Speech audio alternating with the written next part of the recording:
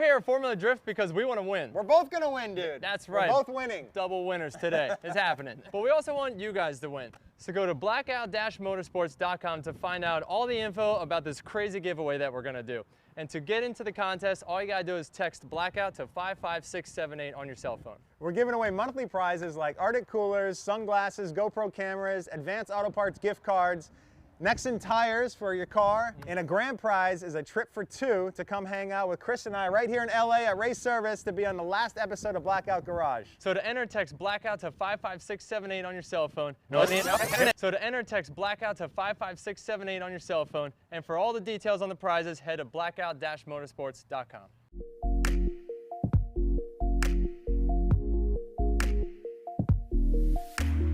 Black Magic No Scrub All-Wheel Cleaner. This stuff is amazing. We use it all the time on the drift cars because they're getting covered with brake dust. This stuff removes all kinds of brake dust, road grime, anything that comes in contact with the wheel. It's super easy to use and it's safe for all wheels because it's pH balanced. All you do is you spray it on, let it sit for a few minutes, hose it off, then wipe it clean.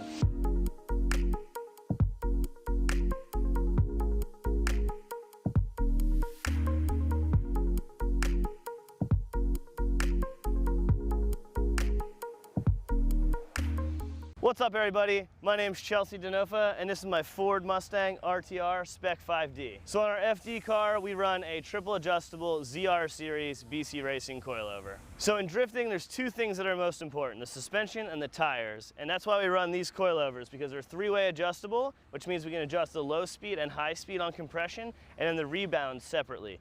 What that does is it allows us to control the hit with the high speed, and then throughout the rest of the turn with the low speed, and then how the car reacts to bumps and changes on the track with the rebound to keep the car planted. Well, the competition is finally here. This time we're doing these build-offs, which are rally inspired. Dirt! That's right. We're Yes, going to the gravel! dirt. Yeah. Jumps! Jumps, yeah, 4 wheels up, or it's a fail, for sure.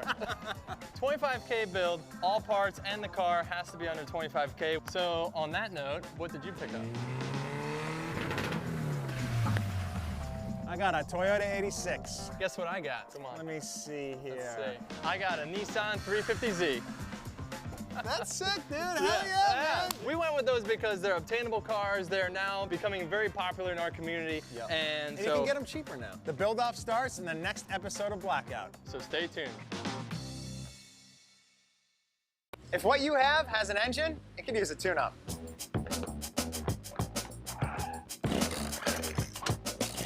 A gum-out multi-system tune-up. Are you thinking this is only for old suspect engines? Wrong. This is for all engines. Some are just more insane than others.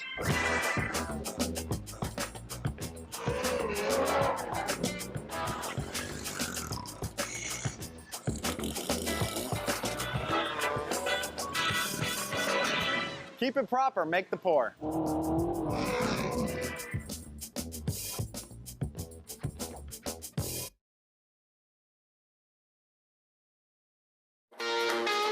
I'm Alec Honadell. This is Fast Orange Greasex, the new Mechanics laundry detergent. It removes stains and soils and keeps your washer clean. It is good for everything else.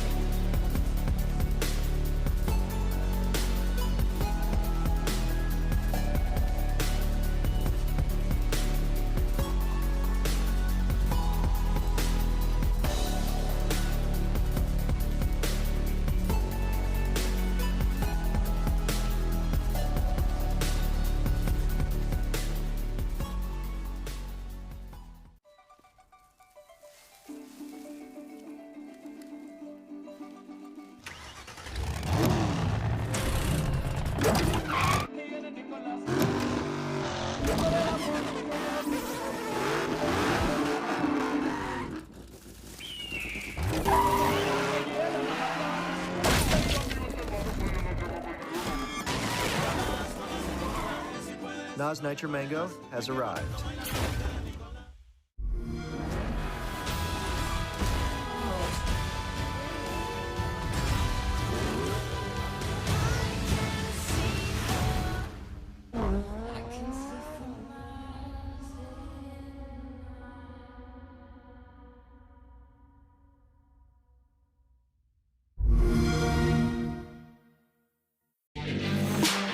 Guys, it is time to throw away the brake cleaner. This is the only thing you need in your toolbox. The Regain Parts Cleaner from Gum Out. It has PEA, which is the strongest cleaning agent there is. It's also in Gum Out, the fuel additive. This will clean your rear ends, your oil pans, your throttle bodies, your engine blocks, everything under the sun. Anything you use brake cleaner for, this Regain will do it better.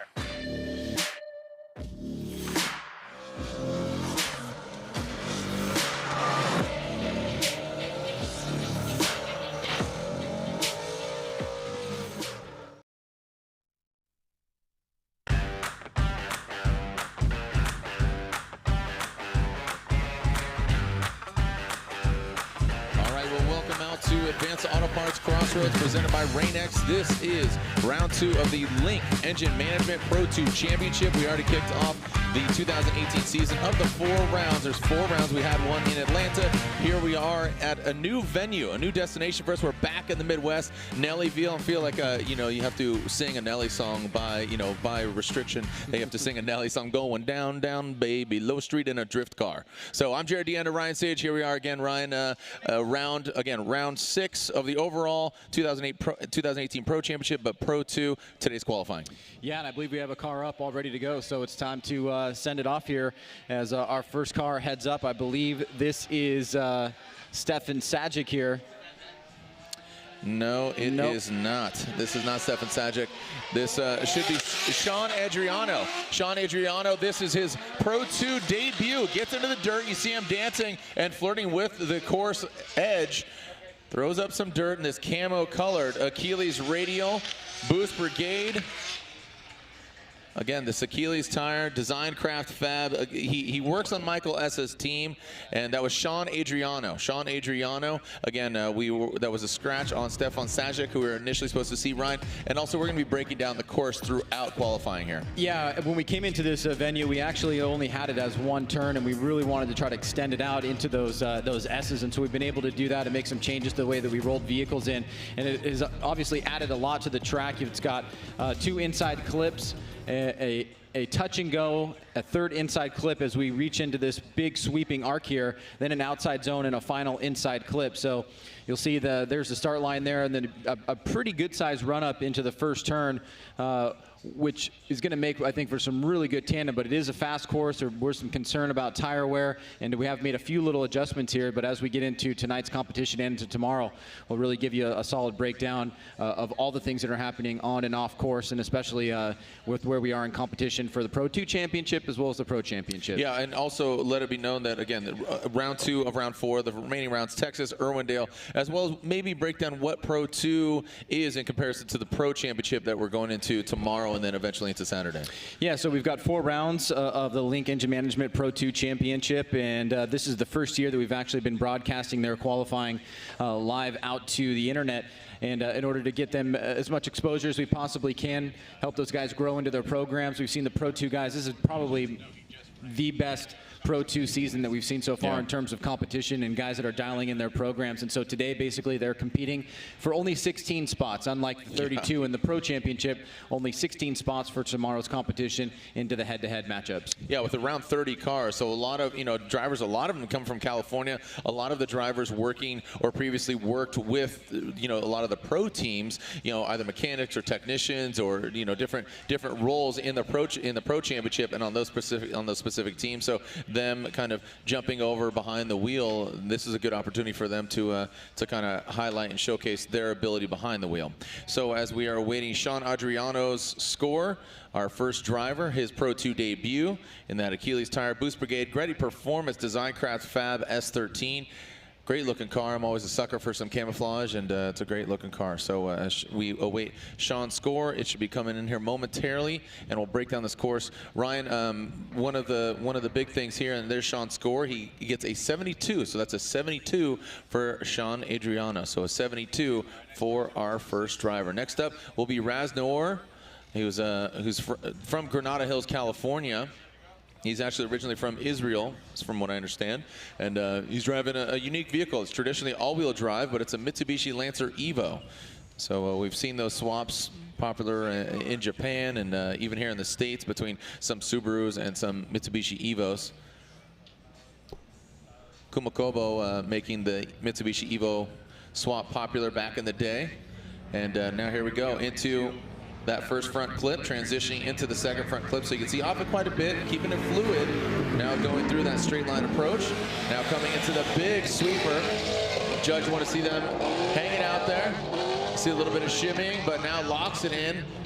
See some disruption there. Some of the Pro 2 drivers having a hard time keeping it out. But once they pass that yellow and orange cone, that is the point of no return.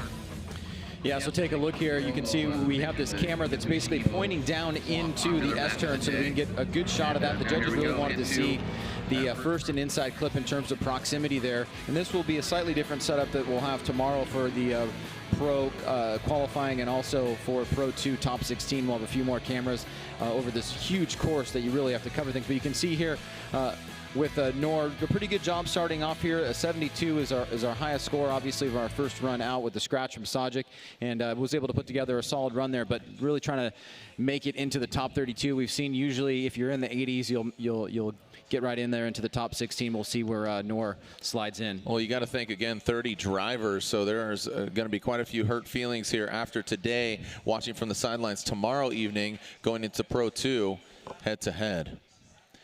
So Casual Friday has moved to Casual Thursday now as well. As scores are in, that's a 63. So a 63 for Raz, a 63 for our second driver. Next up, Dustin Miles comes to us from Cartersville, Georgia. Annex Electric Company, Nexen Tire, S13. Miles GMP on Instagram. Definitely has that J aesthetic on the car, on his whole team and livery. And here we go. There with the connection, but tight to that front clip. Nice job so far there by Dustin Miles. Really fluid. Throwing some more angle at it even there. And Ryan, maybe on this run, point out what is the front clipping points and what are the rear zones? Yeah, so you really get a good look at it here. You see the 3-2-1, the traditional standard yellow cones, and then right there you got the first inside clip. Here's the second one. He was on about a mid-line there. And then as we stretch out here, you can see there's going to be an outside touch and go there, moving it right into that inside clip. And then right here he's going to pick up the outside zone. You see the red cone, long zone here as he starts to aim to drop off that zone and then hit this final inside clip right there through the finish line. And a lot of drivers are opting to throttle through the finish line and keep drifting. That the original finish line was actually much further down, but for the pro guys after this morning's practice, there were quite a few guys that were having a really tough time making 2 laps. Some guys having a tough time getting through a single lap in their qualifying setup. So made some adjustments, made the course a little bit tighter, but didn't sacrifice the S's or a lot of the exciting parts. So we think will be for the head-to-head matchups tomorrow. I was talking with James Dean, who's our defending champion, after their first practice session. He says that it's a very abrasive track. So not that it's long, but the track surface is very abrasive, so it's eating through the tires very quickly. So you got to imagine these guys hammering down. There's an 83 and 83, so Dustin Miles jumps to the pack, but we're only 3 drivers in. Dustin Miles, that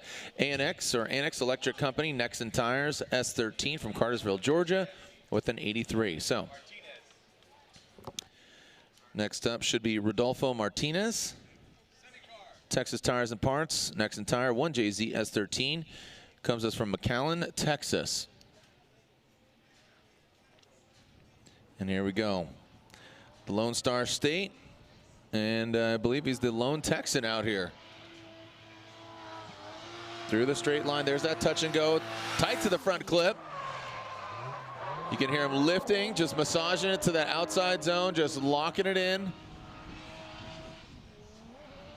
There's an opportunity to really show riding that line for Rodolfo Martinez. Again, from McAllen, Texas. So you can see he gets a pretty good start here and initiates just right at that last standing cone. A little bit off that first inside clip, kind of a mid-line there through that second. Now as he comes out to this touch and go area, he's able to get pretty decently out there and a bit tighter on that inside clip that leads into that outer zone, trying to connect that as cleanly as possible. Tomorrow when we look at the track map, Jared, we'll lay down some of the areas that Ryan Lantini and the other judges have pointed out in terms of the decel area. There's only really 2 that we noticed in practice and that the drivers had pointed out and Ryan had slotted into that map. And obviously that plays a big role into head-to-head competition, but tomorrow as we break that down, we'll show you guys where all the points are being allocated for the pro qualifying. But for today, Rodolfo Martinez starts off with a pretty strong run. It is a throttle down track. I mean, you are powering through all the way through as Rodolfo, Mr. Martinez gets a score of 74. That's a 74 for Rodolfo Martinez. Next up, this is his home track. He's from right here in St. Louis, Missouri, where technically in Madison, Illinois, but Gateway Motorsports Park just behind us here in the announcer's booth. You can see the bridges, and of course, you can see the famous Gateway to the west, the St. Louis Arch. So, Andrew Lewis, this S13 Silvia, ready to throw down. Andrew Lewis, a very aggressive driver. When he's on, he is just putting the car in all the right places. Some wavering there as he entered into that second front clip. Now tightens it up, blends right into that red clipping point. A lot of speed carried through. Speed no longer a factor, but just shows that the commitment, you know, the fluidity and the overall initiation, because, you know, yes, they're initiating on the first portion of the track, but also just overall, just that amplitude. Well, great early initiation there. You can see he just pings one of those cones. No harm, no foul. Nice transition there. He pulls a little bit of angle out of the car as he comes through that section of the course, but he does a pretty good job of getting out to that touch and go and hitting that inside clip. And I like the way that he links right there to that outer zone. Stays on throttle here, pushes all the way through, and very minor corrections, especially at the first part of the course and this last section of the course here where he closes up that last inside clip pretty nicely. So great job right there by Andrew Lewis kicking off his first run. Let's take a look overall at the landscape, and this is how the course breaks down, Ryan. Yeah, you can see here where the inside clips are on that first section of S's, the touch and go area, that third inside clip, and that last outer zone. Obviously, the yellow areas of the course designate the line and angle points allocation, and the blue is where the style points are being allocated. All right, there's an 80. So an 80 for Andrew Lewis on his first run. As Jonathan Hurst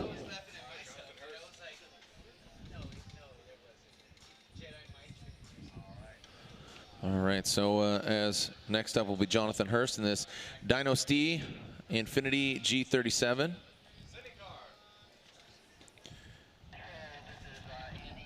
Very loud, bright green G37 coming down. Good looking car. Let's see what Jonathan Hurst can do here. Good initiation. You see him get into that rumble strip, change the attitude of the car, but does not affect his line. Ripping past that final front. You can see he enters a little bit late there on that big sweeper. Tightens it up. See, that's where some of the Pro 2 drivers are struggling, and it throws him off.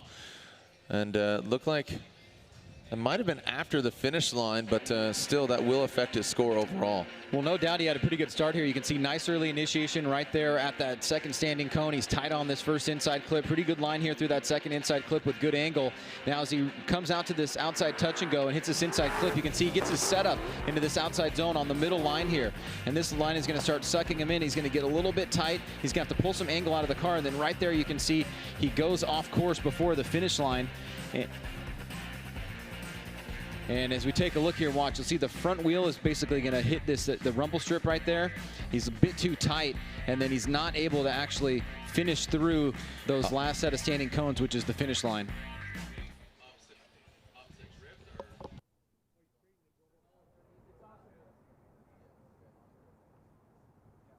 All right, so it's not so much off course, but he had a big correction, just clarifying with the judges. So he straightened out completely, and it was after the finish line, but that was kind of beside the point. He completely straightened out before, so that will be an incomplete run there, unfortunately, for Jonathan Hurst on his first run.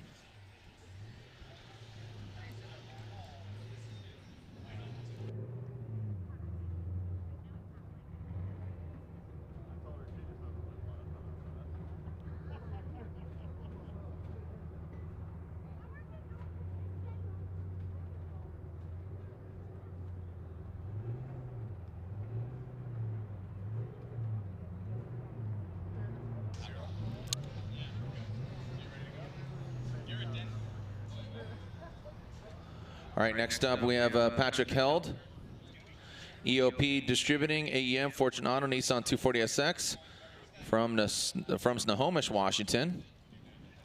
Not too far from where we had our previous round of the Formula Drift Championship. All right, Patrick comes through the chicane, uses all of the course. Big angle there, massive angle, comes in, lighten those necks and tires up. You can see, you can hear the car, a lot of lifting right now. Another scenario, it does manage to get it across the finish line in drift, but you, if you're here in the building, you can hear him kind of lift midway through that sweeper.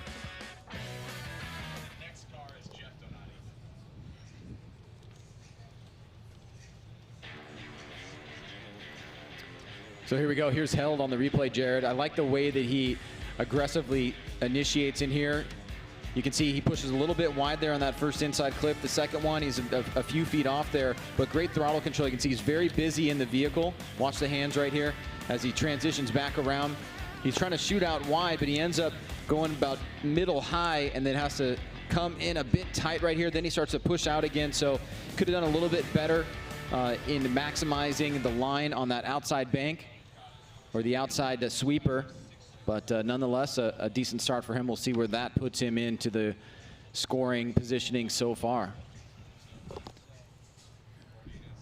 All right, Patrick awaiting his score. EOP Distributing, AEM, Fortunato. So Coro Works at Nexen Tire on the side of his S chassis.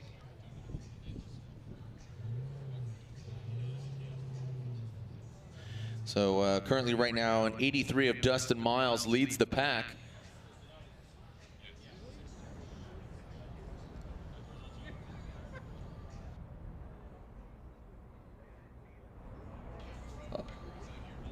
No, well. All right, so I'm just informed that's Garrett Denton in that Coro Works Nexen Tire S14. And yeah.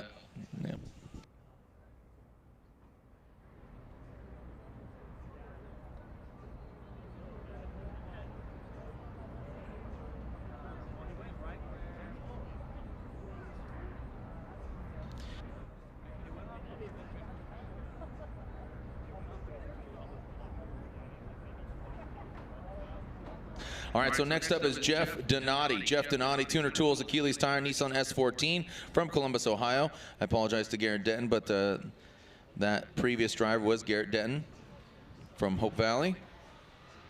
And now here we go with Jeff Donati. Jeff Donati passed that first front clip. You can hear the exhaust note consistent all the way through the chicane. Throw some dirt up in that touch point. Past that final front clip. Locked and loaded, really lighting it up. Consistent all the way through, powering about a middle line here. Ryan now works it to the outer portion. And there goes Jeff Donati. Well, the sweeper playing a bit of a challenge for some of the drivers. Good start here for Donati. Pretty decent line through this section of turns here. Has to pull a little bit of angle out of the car as he tries to link this touch and go into this inside clip. Right here, he's going to try to position himself as best he can. He gets into the zone, but then immediately kind of comes off it. Now, the end of the zone is right there, and you can see he starts to lose a little bit of forward momentum and is just able to barely keep it in drift. So the connection to that last inside clip, a bit of a struggle there for Donati, but it does look like a complete run overall. And we'll see where that slots him in for run number 1. All right, so Jeff Donati does have a full pull, and he had a very smooth, I mean, like it's, Ryan, would you agree? This is probably one of the fastest tracks we'll see. I mean, Texas is fast, but this just has a very good fluidity all the way through it. Yeah, it's pretty much full throttle all the way through. There's basically 2 decel areas, and they're pretty minimal. So the guys have been feverishly working. I saw some of the interviews early on from today's practice, and most everybody says, look, we have to really get the gearing correct as we see Jeff Donati coming in at a 65, Jared. But yeah, the gearing really important. Peter Vincek was talking about if we're trying to maximize speed, but if we go too hardcore, we're not going to have enough tires. So it's really about trying to find a fine balance, equilibrium in the vehicle setup as best we possibly can, because we really don't see courses like this too often, and especially the track surface is very abrasive as well. So, yeah, all those things equate to, again, ripping through tires really fast, and head-to-head, as you said, Ryan, should be exciting, but basically saving your tires all the way till the end, that is going to be the key factor, especially in winning this event. Next up, Ricky Adams. Ricky Adams Racing, RTS Achilles, BMW. Some wavering there approaching, and here kind of scrubbing some speed. Knocks over the initiation of that big sweeper.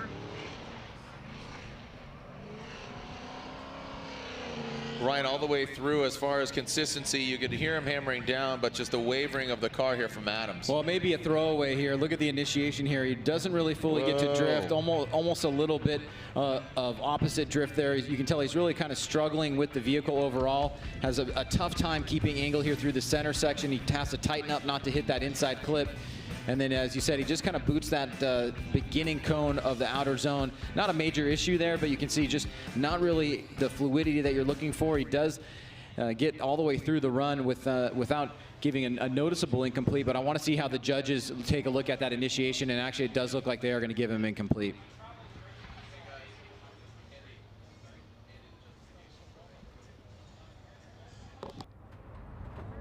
All right, so just getting some clarification from the judges.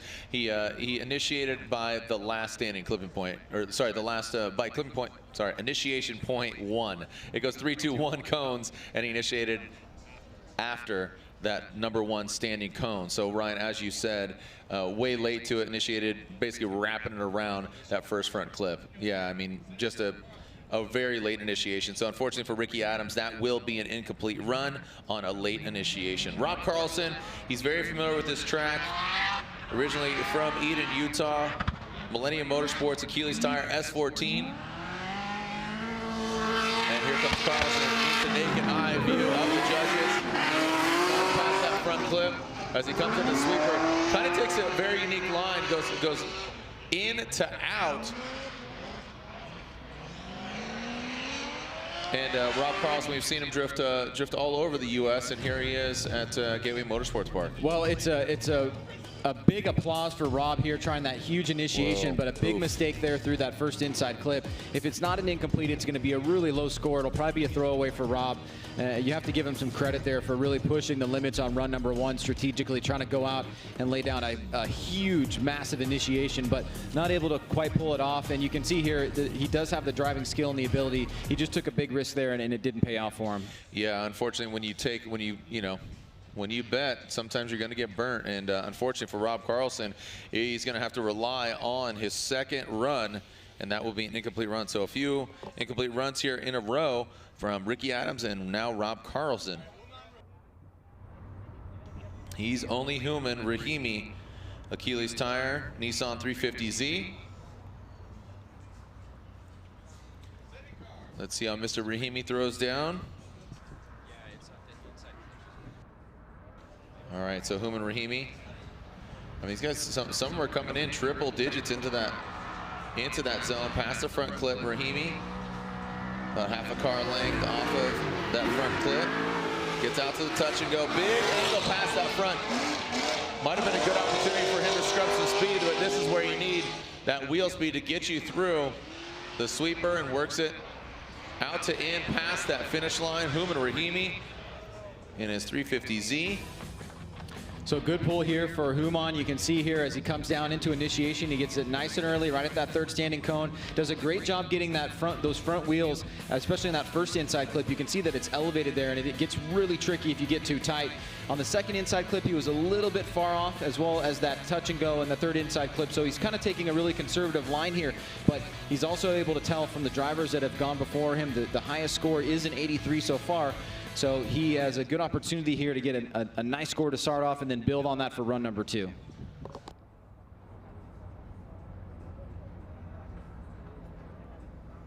All right, Human Rahimi score a 77 on his first run. You can see it puts him into a number 3 position. Just want to lock in that top 16 and solidify yourself in tomorrow's Pro 2 head-to-head, round 2 of this Link Engine Management Pro 2 Championship. Drivers coming all the way from, not only from Norway, our current points leader, Ola Jaeger, but right now, George Karakopoulos, Nissan 370Z. Speaking of Link Engine Management, it is on the door, and some shimming there around that second front pivot point. Having some issues here from George K, but now it seems like he is tightening it up in the sweeper. Almost straightening out there, but does salvage it and brings it back out. Ryan, walk us through this again here. Like I said, George, on that second clip, had some wavering. Well, you can see as he comes into initiation, he basically gets a nice snap there on initiation. He gets a little bit tight on that first inside clip, and as he snaps it back, he has to pull some angle out of the car. So he'll get a little bit of mistake there on the angle side of things. The line that he's drawing is pretty good. You can see he's pretty tight on that inside clip as he moves out into this outside zone here. He starts off mid-high, tries to stay as deep as he can. Now he should be starting to pull off and reach down into this final inside clip here, which he does a good job there. So for George, that one mistake on inside clip 2 is where the deductions will come from him. But overall, he'll have a scored run. Simply known as George K, George Karakopoulos. Awaits a score, and we are seeing some scores come in different categories, different sections from different judges. Line, angle, and style. And there is a 62 for George Karakopoulos. Next up, Brandon Schmidt, Mass Motorsports, Achilles Tire S13 from Lake Stevens, Washington. Or no, sorry. Next up will be Alec Robbins. I apologize. Alec Robbins, got a little ahead of myself. Alec Robbins from Becker, Minnesota. Coro Works, Achilles Tire, Nissan 350Z, Alec Robbins. As Mr. Robbins leaves the start line. Robbins formerly drifted in a truck. Now campaigning the Z for a couple years. Up front, into the sweeper.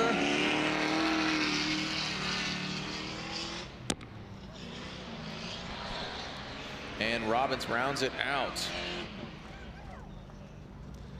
Alec Robbins awaits his score.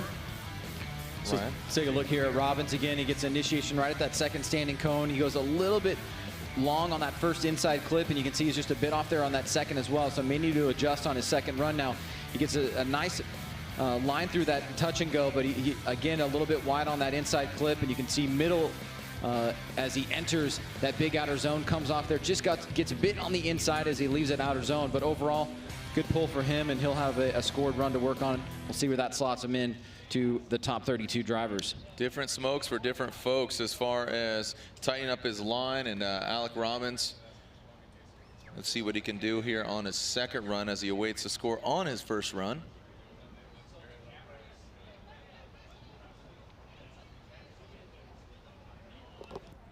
And scores are coming in.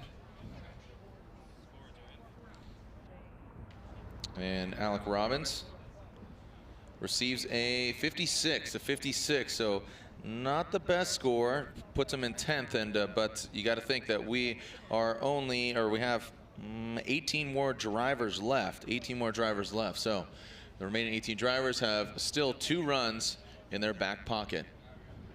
So now here is Brandon Schmidt, Mass Motorsports Achilles Tire S13 from Lake Stevens, Washington. Got a new livery setup between round 1 and here, but still a lot of horsepower under the hood. Mass Motorsports, an engine option for, and an engine of choice for a few different drivers, including Christos Blush, who campaigns in the Pro Championship. As Brandon really hitting those, it looks like he's having some issues here. Not as much angles we've seen from previous drivers. Big correction there from Schmidt, and that will unfortunately will be goose egg, so an incomplete run there for Brandon Schmidt. Unfortunate for Schmidt. Right from the bat, Ryan does not seem 100%. Yeah, it looks like some vehicle issues for him. Some gremlins he'll have to work out for run number 2. Just not able to get the vehicle to get sideways here. And then right about that point where he induces drift on his own, the car does not cooperate and he's not able to finish the run. So he'll have an incomplete on run number 1 and try to move back to the pre-grid, figure out what's going on, and try it again for number 2.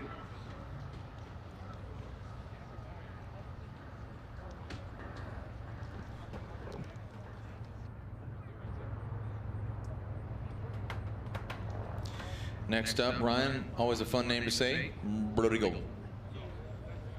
Brody Goebel, here from Vancouver, BC. Rocks the maple leaf on his suit and on his livery. Frankenstein Speed and Custom, Achilles Radial, S14.75 is what he's claiming. All right, here comes Brody Goebel. Past that front clip, gets into the rumble using all of the course. Brody kind of a straight line into that touch and go now in that front clip. Transitions. See the front wheels wavering a little bit. You can see him lock up brakes, working all of it. And the attitude of the car getting up, popping a wheelie. Ryan? Well, Brody is a veteran, solid driver here. You can see very confident as he approaches, gets right to angle. Nice job on that first inside clip. He's drawing a great line here. Has a little bit of adjustment as he gets up onto those bumps there, and he was able to keep it tight, make it look clean. Leaves the outside zone right around the right time. A little bit tight right there, but is able to save it overall. So the first half of the course, you can see, watch this, as he goes up on the rumble strips right there, you can see just how elevated those things are. And as he hits the second one, it kind of puts him offline a little bit for a second, or moves the vehicle, but he's able to make it look really solid and stay aggressive as he moves towards that touch and go area and the final outside zone. So nice job by Brody. And Brody's scores are coming in.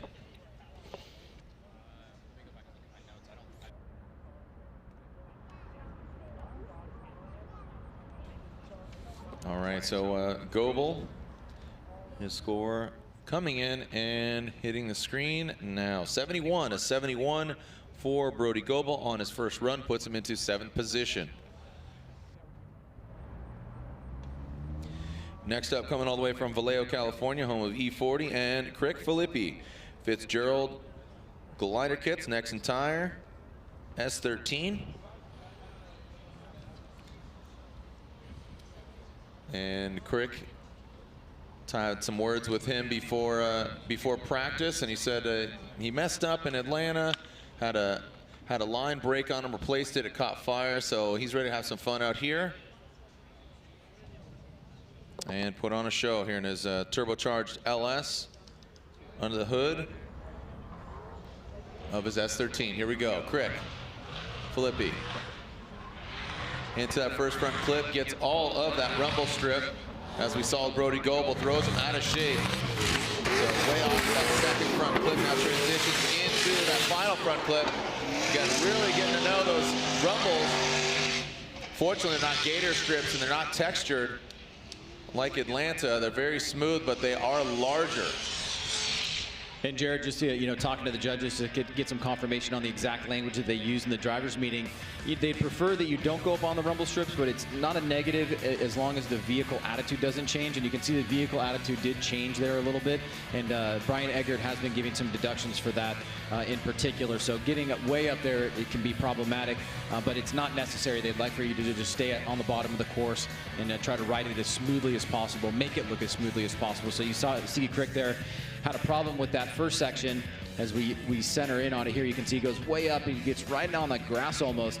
And as he transitions back down off, he's going to be way offline there. So you can see how problematic that it can be if you don't get your line just right through those S sections. Yeah, and I said that it wasn't textured. Let me correct by saying that it's smooth on kind of the 45-degree angle, but once you get on the top of it, it's definitely ridged, but it's not stepped like Atlanta. You know, going up that hill in Atlanta or coming back, it's stepped very large. Here, it's not as aggressive, but it does change the attitude of the car, and eventually it'll change the attitude of your line, and it will change the attitude of your score. So the results are in for Crick Filippi as There it is, a 61. A 61 for Crick puts him into 11th position.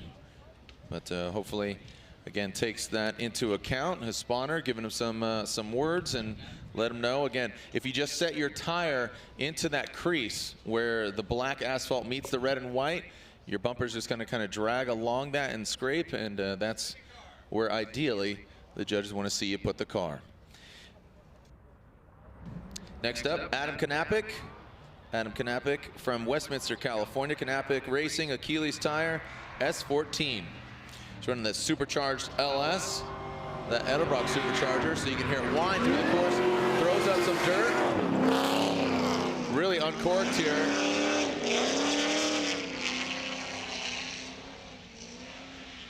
Really hammering through that sweeper.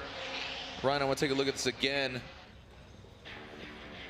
Well, a pretty decent conservative start here. Nothing super over the top, but you know, he kind of basically did what he needed to do on that first run and left some room to grow here. You can see not a lot of angle through that second inside clip. He also was off a little bit, dropped the tire right there, but nice and tight on that first inside clip. Conservative approach into this outside sweeper here. He was on a mid-high line, but the way that he connected from leaving that zone into that inside clip was pretty smooth. So we haven't seen scores go super high, Jared. We've seen him the highest 83. We've got one other 80 here.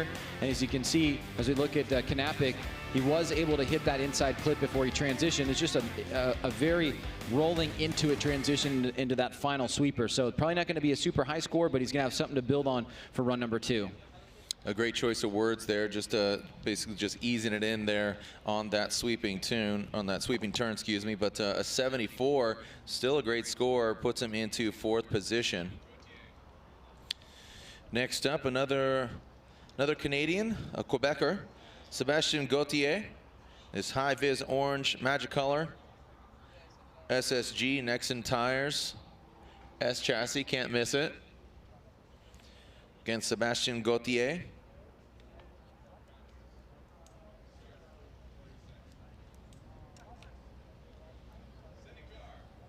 All right, and we are clear to send. The course is clear.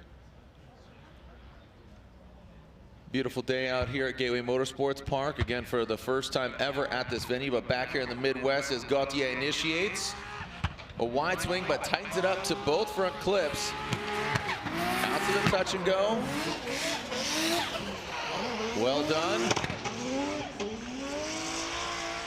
Really setting the course ablaze. Can't see the back half of the car. Massive angle from Gauthier. Brings it through the finish line. Very fluid, Ryan. Again, the top scorer right now, Dustin Miles with an 83.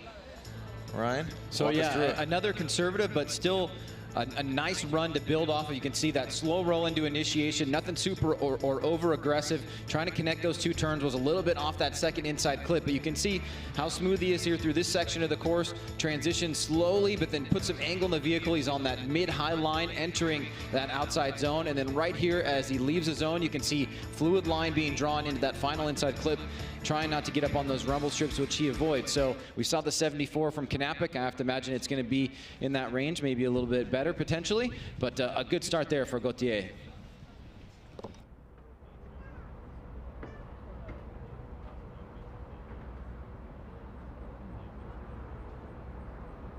And so Sebastien Gauthier, his score is coming in.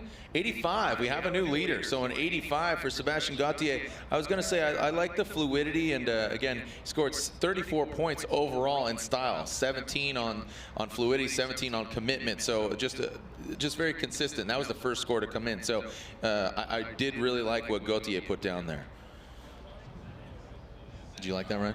Yeah, no, I thought he did a great job just doing obviously it wasn't a perfect run, but it was the best run that the judges have seen so far, and he understood exactly where the points are being allocated for line and angle and style. Troy Manners, aka Squirt, is our next driver, as Troy Manners in this Neo Motorsports S14.5.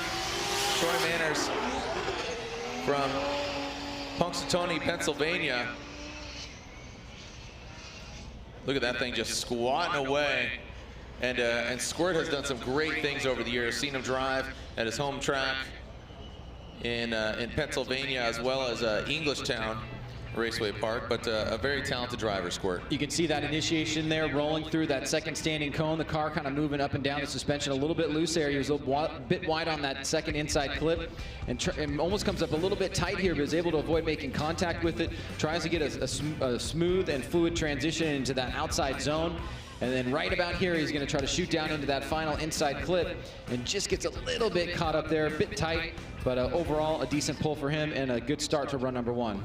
Also, let it be known, Trenton Beecham was to be before Troy Manners, the driver that just went, but Trenton Beecham has foregone his first run in that Roush Performance Nexen Tire Ford Mustang, so he will have an incomplete run on his first run. Hopefully he can get it together. I know him and his team were scrambling for a part, so I saw them in the pits during practice session, so hopefully they get it together, and we'll get a score on the board and hopefully see him in top 16. A talented driver. We've seen him at Long Beach, and here's Squirt's score, aka Troy Manners, a 66 for Troy Manners from Punxsutawney, Pennsylvania. Punxsutawney famous for what, Ryan? Do you know what it's famous for? Groundhog Day. Hedgehog Day? Close. Both hogs, but yeah, Punxsutawney Phil. Yeah, he's gonna go again right now. We just keep playing, he just keeps running. And Sonny and Cher just keeps playing as well. All right, here we go, another driver coming from across the pond, Josh Robinson. And this is a Commodore, this is a Ute.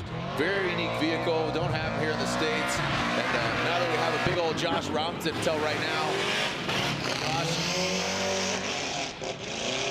through that Holden Commodore into that big sweeper. Thing sounds absolutely uncorked here from Josh Robinson in that Winding Road Racing Nexen Tire from Perth, Australia. So let's take a look at this again. He initiates just right before that last standing cone, so he's going to get a full points on that for the initiation. You can see not a lot of angle there through that first and second inside clip.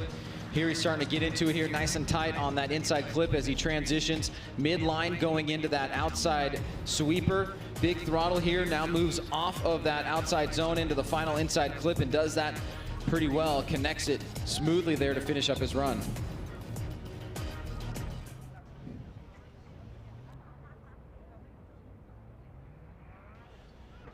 All right, Josh Robinson awaiting his score.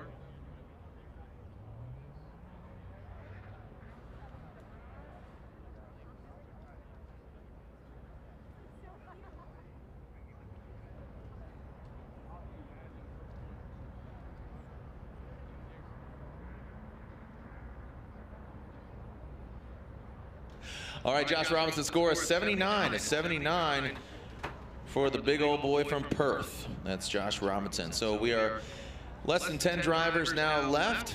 David Mesker up next. David Mesker, BC Racing Achilles Tire S13.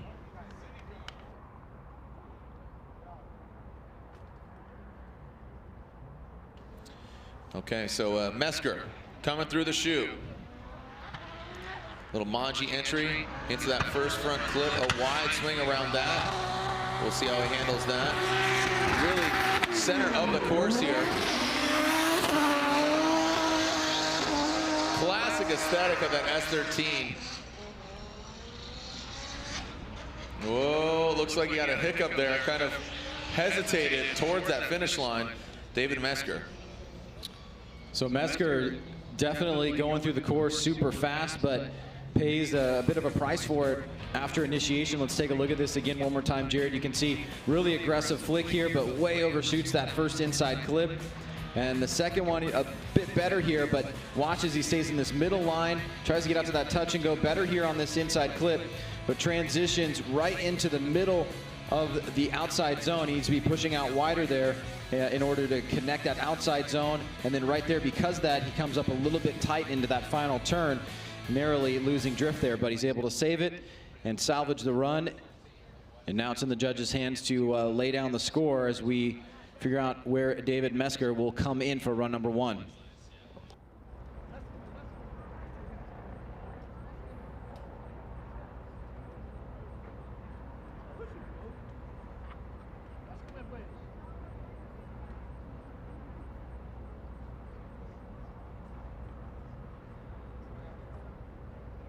All right, results are in here for David Mesker. He is from St. Louis, Missouri, and it's a 59. A 59 here for Mesker.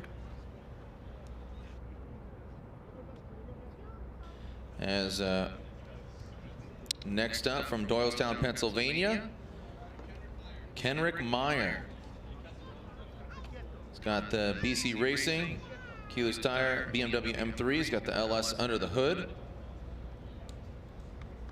Talking to him about 400 brake horsepower is what he's claiming. So not a lot, but he can handle it. All right, here comes Kenrick. Good placement of that BMW. About even with the Gontier. Like to see more angle from him as he approaches that touch and go. Now this is where the point of contention is with, by comparison, some of that horsepower. You can see not as much angle as some of the other drivers, but still really handling down there is Kenrick Meyer.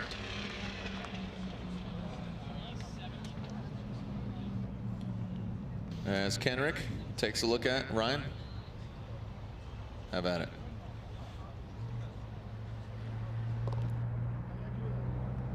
All right, so Kenrick, as you can see right here, you see some wavering into that touch and go, and then now into the sweeper. You see him throw some angle on it, take some out.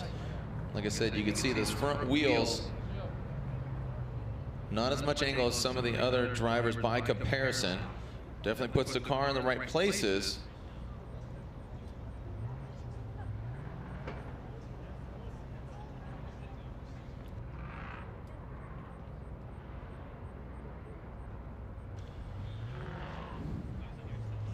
All right, so again, fluidity, commitment, both coming in, 27. And here are the scores coming in. So a good solid run here for Kenrick Meyer, a 72. A 72 for Kenrick Meyer. You can see the scores are 24, 21 on angle.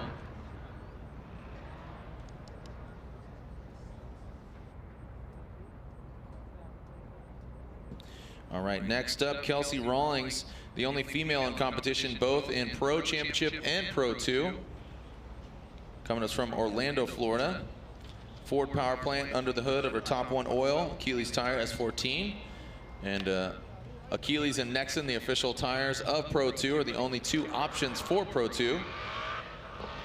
And here comes Kelsey Rawlings. Initiates. Strong initiation. Throws her off for that second front clip, unfortunately. But wants to carry a lot of speed here. Tight. Final front clip. And now Kelsey. Oh, girl. Gets into the grass and does some landscaping. And shreds some tires. So, our Gateway Motorsports Park outside sweeper claims its first victim. Kelsey Rawlings goes into the grass and then eventually the tires. Well, let's see what happens here, Jared. She gets a good start, pretty tight on that first inside clip, but way wide here on this second inside clip. And that line may have set her up for some problems. She was not able to fill that touch and go, but better job on that first inside clip. And this is the one that enters this outside zone. Now watch, she's gonna get deep here. And once she gets in that grass, there's pretty much nothing she can really do about it. It's a relatively mild hit, so it'll probably just be some cosmetic damage there, but nonetheless, you got to be very careful about dipping those left wheels on that outside sweeper into the grass. It's very slippery, and once you're off into that area, there's pretty much nothing stopping you until you get to that tire wall. So unfortunately for Kelsey, it'll be an incomplete on run number one, but clearly she had a good run to start off there. A couple things she could have cleaned up, but it would have very easily been a score that could have made it into the top 16. Yeah, she was good all the way up until that point, and then she singed the grass, and that grass is very slick. We saw some drivers, including Christos Blush and Odi Bakshis, a few of the drivers get into that grass, and once you get in there, it is slick. Slip and slide, take it to the house, as we'll do some track cleanup here and continue on with Pro 2. As Ryan, you said, ideally just some cosmetic. Saw her carrying her bumpers earlier, and she said, hey, can't knock me for pushing hard. And it looks like she went for it once again, but unfortunately, the grass sucked her in. And we have 6 more drivers left for their first run. And then we'll start back at the bottom here for our Link Engine Management Pro 2 Championship. This is round 2 of 4. from every round here on out, including this one. In Texas and Irwindale, we will see a Pro 2 round of competition. So not only, you know, last year at Irwindale, we didn't crown the Pro 2 champion. We crowned that in Texas, and Pro 2 didn't join us at Irwindale this year. They come back to the House of Drift. Yeah, very exciting to have them for the final event of the year, and you know, it's a surprise to everybody to be going back to Irwindale. So great to have the Pro 2 family there along, and it'll be really interesting. It's kind of going to be a new Irwindale. A lot of things have changed there. If you haven't been there for Thursday Night Drift or seen the facilities, it's quite a different place. I haven't been since October. A lot of updates, a lot of changes, a lot of new pavement, and continuing to do new things. Bathrooms. How are the bathrooms? Audio systems. Oh, those are great. Yeah? Yeah, you going to be visiting? Yeah, of course. No, I don't go to the bathroom. No, you don't? I don't use them at all. No. You don't have your own private one there, your own special one? No, I wish. Is Jared in the trailer? I mean, if I get any form of, like, you know, star or, you know, hanging my jersey, I hope that I get a gold toilet. A gold toilet? Yeah, that'd be dope. So if you could work that into your deal for next year. This is Jared DeAnda's gold toilet. After 15 proud years servicing Formula Drift, this is what you receive. What would you want to be honored as a piece of memorabilia? Like, Ryan Sage, we're going to do this for you. I don't know who's doing it. The Formula Drift. Nah, just a thumbs up, man. Thumbs up. Good job. Boof. Here we go. Next up, Andy Haley, Haley Motorsports. Love this car, this BMW E30. Great looking car. Good gentleman. Big angle there from Haley. Is that too much? No, he unbounds it and throws it right back into the sweeper. You can hear him lift, massaging that car into that outside zone, and now gets back on throttle. Andy Haley throws it down. If you're a fan of Andy Haley, and why would you not be, definitely go check out his social media. He had some fun things to talk about this past Monday. A really exciting announcement being made in terms of his vehicle being involved in a really popular video game. And here he is on track trying to get it done. Here was a bit wide on that second inside clip. Here through that third inside clip, much better, but you can see the momentum kind of slowed there, Jared, and he had to enter kind of mid-line through that outer zone. He was making a few little corrections there, trying to arc off this final turn, round off that final turn and keep it smooth. So a few mistakes there from Andy, but overall a complete run, and we'll see where that slots him in as we make our way to the last 5 drivers.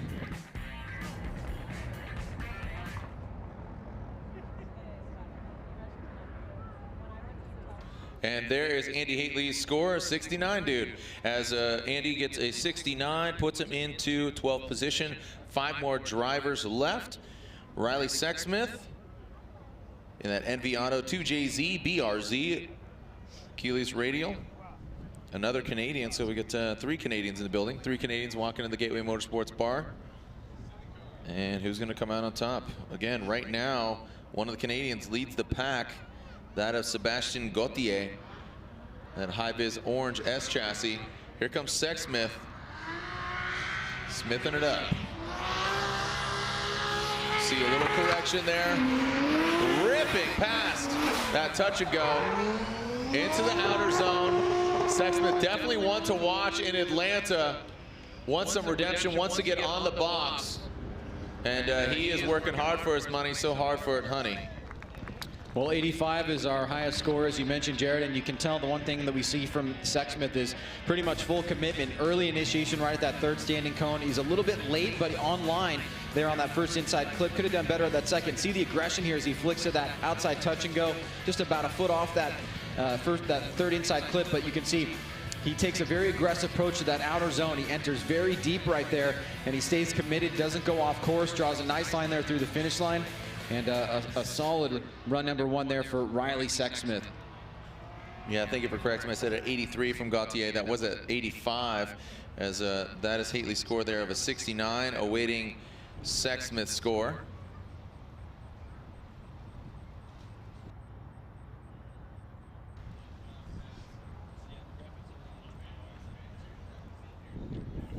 And waiting for Sexsmith's score here to come in, and there it is, an 88. Boom, takes the lead. So another Canadian, Canada 1 and 2 right now with Sexsmith and Gauthier 1 and 2. So as I said, he was one to watch in Atlanta, and now here he is throwing down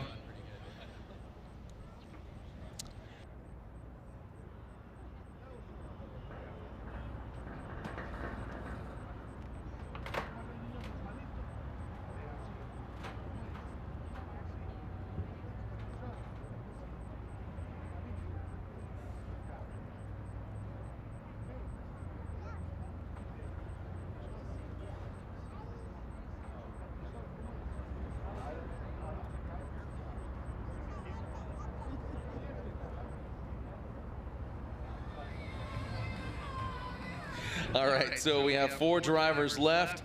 Literally have Ryan Littrell next, Coro Works, Nexen Tires. Nissan Z from Riverside, California, claiming the formerly the 909, now the 951.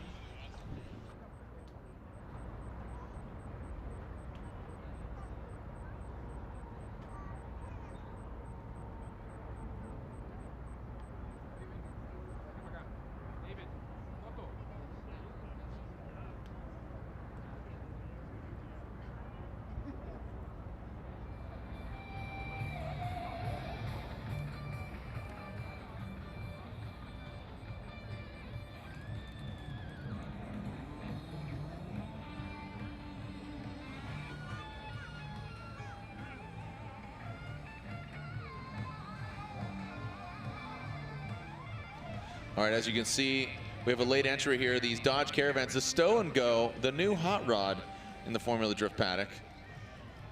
Not only can you fit 6 people comfortably, but you also have auxiliary components. All right, Ryan Littrell on the line, ready to shred it in the gold member Coro Works 350Z.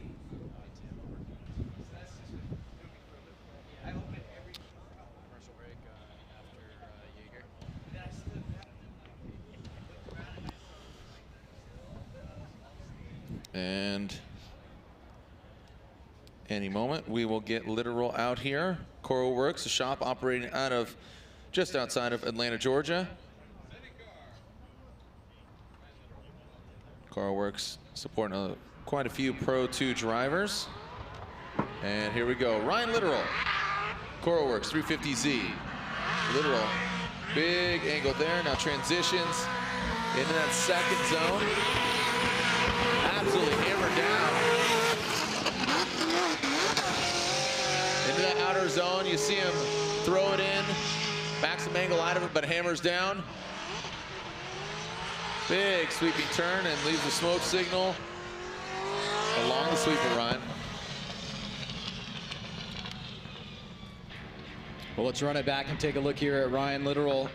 Gets out of the gate pretty quickly there, initiates that second standing cone, bit wide on that first inside clip, tightening back up, but pulling a tiny bit of angle out there. Beautiful job on this touch and go, stays really deep there, tight on that inside clip.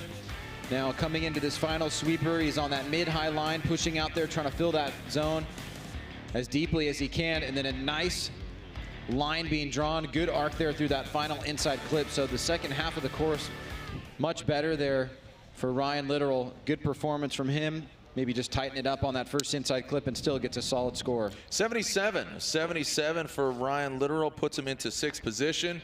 So a confident score for Mr. Littrell. As next up, Travis Reeder. Travis Reeder, a contender for last year's 2017 Pro 2 Championship. Was just passed there in that last round of competition by Kevin Lawrence for K-Law to grab the 2017 championship of the Pro 2. But here comes Reeder from Vancouver, Washington. Reeder, you can see that big filter sticking out of the hood. That implies he's got a V8 under it. Reeder, whoa, gets into the rumble strip. Looked like it's maybe going to throw him off course. So Reeder fast through, but definitely wasn't the smoothest throughout. Yeah, no doubt, very aggressive there, and was really threading the needle in a couple different spots. Let's take a look at it from the beginning. Rolls into this initiation. Great job on that first inside clip. Just a bit off there on that second. He's going to drop a bit of a tire here on that touch and go, but keeps it pretty fluid, but goes up onto the casing there right on that inside clip, and he caused him to have a little bit tiny of a mistake there as he enters into that final sweeper. But overall, a pretty good job on the first half of the course. Very aggressive run there. Let's take a look at this right up here. You can see just gets right up there on the grass. You can see bumping it up. So talked to Brian Eggert earlier, who's managing that section of the judging criteria, and he is giving some deductions for that. I'd like to see you stay down on the course and not get up there that high. And that definitely could have been a lot worse, as Travis Reeder, his vehicle matches the bleachers here at Gateway Motorsports Park. That's I don't think it's coincidence. Results are in for Mr. Reeder, and it's a 72. So even with those mistakes, still has a decent score of 72. 2 more drivers left for their first qualifying runs. And Reeder, our previous driver, and this man, Dylan Hughes, the Dozer, good friends off the track, but they've had to do battle in the past. Both of them from the PNW. Dylan Hughes from North Bend, Washington. He's in the Advanced Auto Parts Nexen Tire S13. Dylan brings it around that second clip. Flying through. Again, another line getting into the rumble strip. Wow, a lot of squealing from those tires, but held onto it really well. I was kind of nervous for him, but man, he was flying through that midsection. Yeah, you could count the seconds that he was basically full throttle through that middle section of the course. Only thing here on initiation, you can see he just mistimes it a little bit, goes a little bit wide on that first inside clip. He's able to bring it back around. Now from this section of the course all the way through to probably about right here, he's pegged. And then he just lifts right there for a second to get into this outside zone, tries to draw a nice smooth line here. Another little tiny lift right there, then back on the throttle and through the finish line. So for Dylan, a little bit of an adjustment can be made on that inside clip, but overall very confident in his driving. You can see nice and tight there, doesn't get up too far onto the rumble strips, and makes it look pretty good through a number of sections on the course. And once again, our highest score so far is an 88. We'll see if that can break into the 80s, but if not, he still has one more run to go. Scores are in here for the Dozer. Dylan Hughes, a 78. That's a 78 for Dr. Hughes. Last but not least, but I say that as a loaded response, as we will go back to the bottom coming into this round of competition as far as the standings, or newcomers like Sean Adriano. So Ulla Jaeger coming to us from Norway. This vehicle known lovingly as Chucky, the former vehicle of Formula Drift champion Frederick Osbo. Ulla Jaeger, Team Japan Auto Nexen Tire Toyota Supra. Ulla comes in. He is current points leader in the Pro 2 Championship.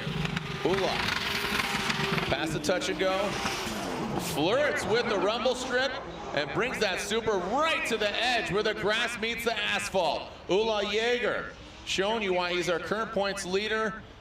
He had the win in Atlanta, and right now, a lot of confidence riding shotgun with him. So Jaeger gets great timing on that first inside clip. You can see initiates tight right there on that first one, just a bit off on that second. So we're seeing guys either get one or the other, not both a lot of times. A little bit short on that touch and go, but tight on that inside clip. And then great job entering into that final outside zone. And right here, he's gonna come off that zone, aim for that final inside clip and keep that angle nice and big through the final section of the course while drawing a smooth line. He seems to do that pretty well. So we'll see how the judges feel about our final driver here. Ooh, and an 85. An 85, it does not take the lead away from that of Sexsmith. So Sexsmith is our current standing driver with an 88. So our current leader as far as qualifying, but every driver will have another qualifying run. Run 1 has come to an end. We'll go back to the beginning where we began with Sean Adriano, a Pro 2 rookie in that S13. So don't go anywhere. We'll take a short commercial break. When we come back, run 2 from our Pro 2 drivers and then Link Engine Management Pro 2 Championship here at Gateway Motorsports Park in Madison, Illinois, just outside of St. Louis. When we come back, more Pro 2 qualifying.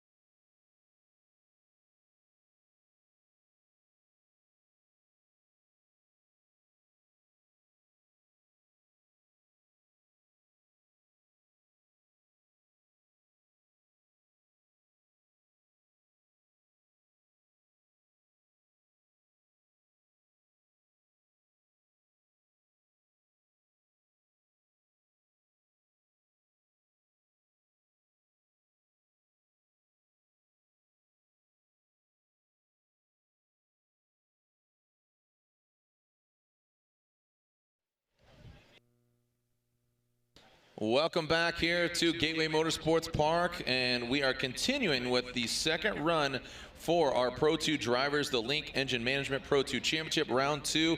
Our current points leader, or our current #1 qualifying run, is 88 by Riley Sexsmith. Riley Sexsmith currently 88. And backed up with another Canadian driver, a Quebecer, Sebastien Gauthier, and his Magicolor SSG Nexen tires, S chassis. So, Sean Adriano hit a 72 on his first run, comes to us from California. He works on Mike Essa's car, the Achilles Tire Boost Brigade Greddy Performance Parts. Again, I'm a sucker for camo. He's running a camo chassis and worked on by Design Craft Fab. How we doing, Gary? Gary, I hope you're watching back at home, crushing a Heineken right now, cheering on your boy, Sean Adriano. Sean, pass that first front clip. Again, this 2JZ powered, little, you see the front wheels with a minimal correction. Now transitions past the final front clip. Oh, buddy, gets into the dirt, and that's all four. Unfortunately for Adriano, he's gonna have to rest on a 72. He does re-enter the picture. I appreciate Sean not getting into the tires, slowing things down. Great looking car. So Sean keeps it clean, but he will have to rest on his first run, which is 72, Ryan. Yeah, unfortunately, he's gonna just go off course there on that final turn. Let's take a look at this here. He starts off pretty strong. Great angle here through that center section. And then right here, he's gonna push out wide. Starts to drop that first tire. There goes the second one. And then from there on, it is pretty much hard to recover from that. Goes off course, but then makes it fun. He has angle in the car right here as he comes back on, and still burning it up there, but it will be an incomplete. He'll have to hold with that 72. If I'm taking a look at his data correctly, that was 72 on his first run. Yep. So he still sits about mid-pack right now, 13th position overall.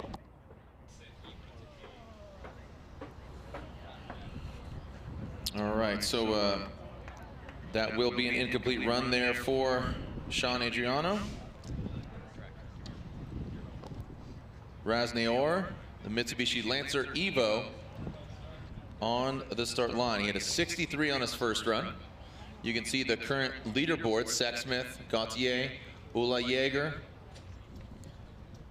that of Mr. Miles, and then Andrew Lewis. Those are our top 5 drivers. And Raz Naor come into the picture and better, a 63. Past that second front clip. You can see a middle line. You can hear him winding it out. As Raz, a big lift there towards the latter portion of that sweeper. So as far as fluidity, commitment, style coming in, Ryan, what say you? Well, at current, he's going to need a 71 or better. That's a cutoff right now, but we have to imagine that that's going to move north. As we take a look at the run, you can see he got that first inside clip pretty decent. The second one, he was off a bit, a little bit shaky as he comes through in this last section of the course here, trying to link that big outside zone. Through the middle section, he did a pretty decent job. Right there, he has to get off the brake or get off the gas for a second. So we're hoping that he's going to get above a 71 because he's got that 63, and that's below the cutoff right now. So this is the final opportunity for him, as well as a lot of other drivers. We'll see if he's got enough to at least survive for the time being. As we're seeing the scores drop, what will it be? All right, they are coming in, and Ryan, just unofficially, you're saying the cutoff is 71? That's right, about 70, 71.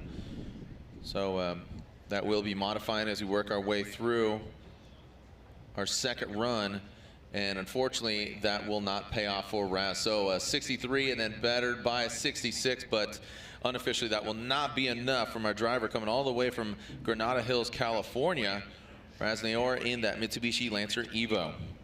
So Dustin Miles, as you can see, is currently sitting 4th on the leaderboard. Dustin Miles from Cartersville, Georgia.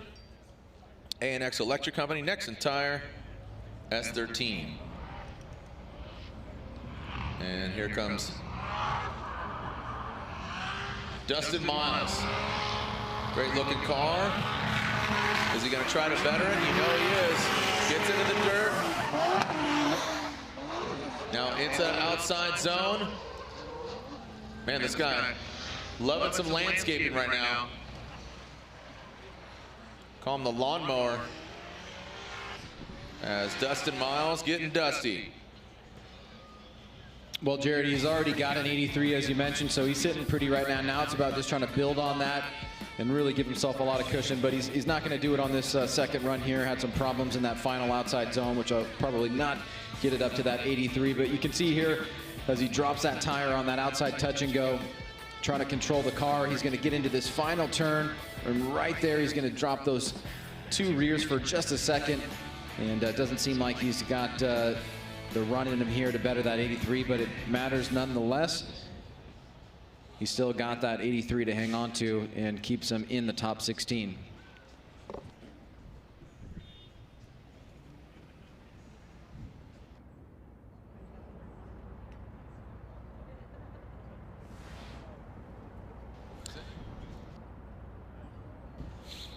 All right, so the results are in.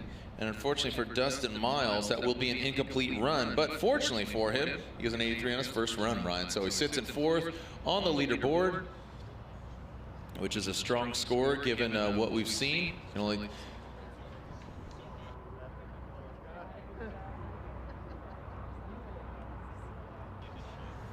Wow, so there's a bevy. So straightening, going off course, reinitiation, so quite a few mistakes there from Dustin Miles. As next up, Rodolfo Martinez. Rodolfo Martinez from Texas. He's on the course, works it back into that touch and go. Big angle past that final front clip. See him tapping the brakes, working in, left foot braking. Braking on down to Martinezville, and past the finish line goes Rodolfo.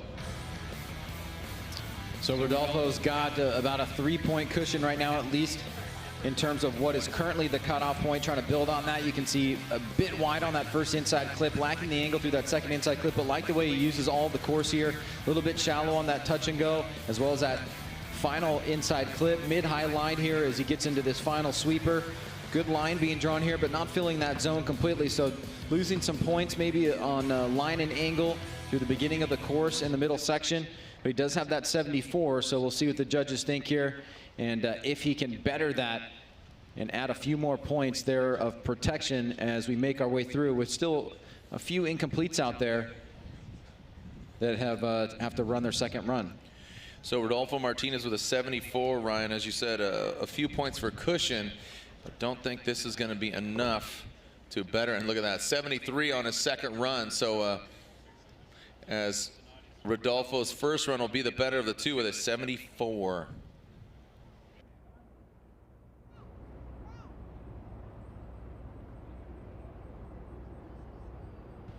All right, so Rodolfo Martinez puts his run in the book. And next up, Andrew Lewis. He's a St. Lunatic from right here in St. Louis, Missouri. And here comes Lewis.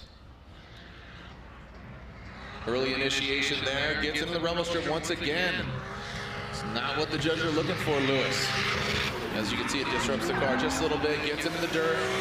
And Lewis, he does have an 80 on his first run, and he did get into the rumble strips on his first run.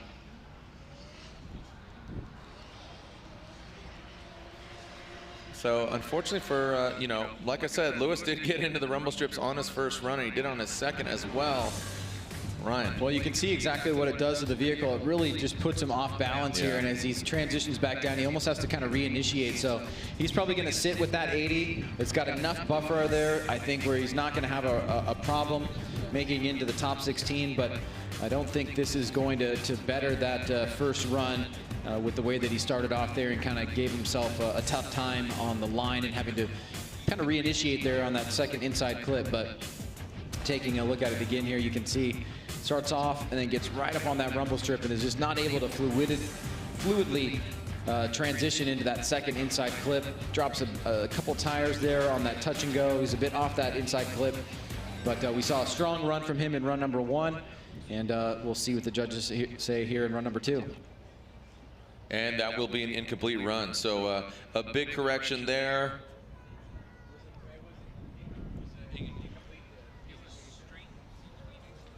Yeah, so a big straightening there. A big straightening there between the first and second front clipping point, but fortunately for Lewis and 80, so trying to get some more points, ended up biting him. So here's a driver who has an incomplete on his first run, and now he needs to put down a score. Jonathan Hurst, coming to us from Paducah. Jonathan Hurst in the Dynasty Infinity G37.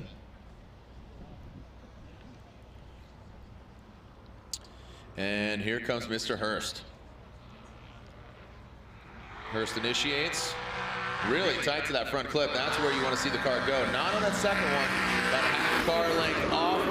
Big angle from Hurst. Can he hold on to it? And he does. So Hurst, no risk it, no biscuit. Look at this. Nice job by Jonathan Hurst. Man, you think he would have kind of pedaled it around, just making sure that he gets a score, but really going for it. Really good placement on this first clip. Well, remember, Jared, he got the incomplete at the final turn of that run number 1, and you can see here he had a solid run being composed from that first run, and on the second run he does basically the same thing here. He's just a little bit wide on that second inside clip, but very aggressively and at a very risky point of the track, goes very deep into that second outer zone, but links it nice and tight here to that final inside clip. So I have to imagine this is going to be a very solid score for him, possibly into the 80s. And this will certainly see him into the top 16, no doubt about it, after coming back from a scary situation there where he had that incomplete and had to perform. Yeah, so from a 0 or an incomplete run, as it's known this year, to an 87. Nice job by Jonathan Hurst, as Jonathan Hurst receives an 87, puts himself into number 2 position. Right now, because we got quite a few drivers left to go, about 20 left to go. And let it be known, Patrick Held, unfortunately, he had some mechanical failure, so Patrick Held is here in the building. Sorry, but unfortunately, Patrick had some engine issues. You want to let that be known. So, Patrick Held, sorry, man. Sorry that you came all the way from Snohomish, Washington, but hopefully we see you at Texas Motor Speedway.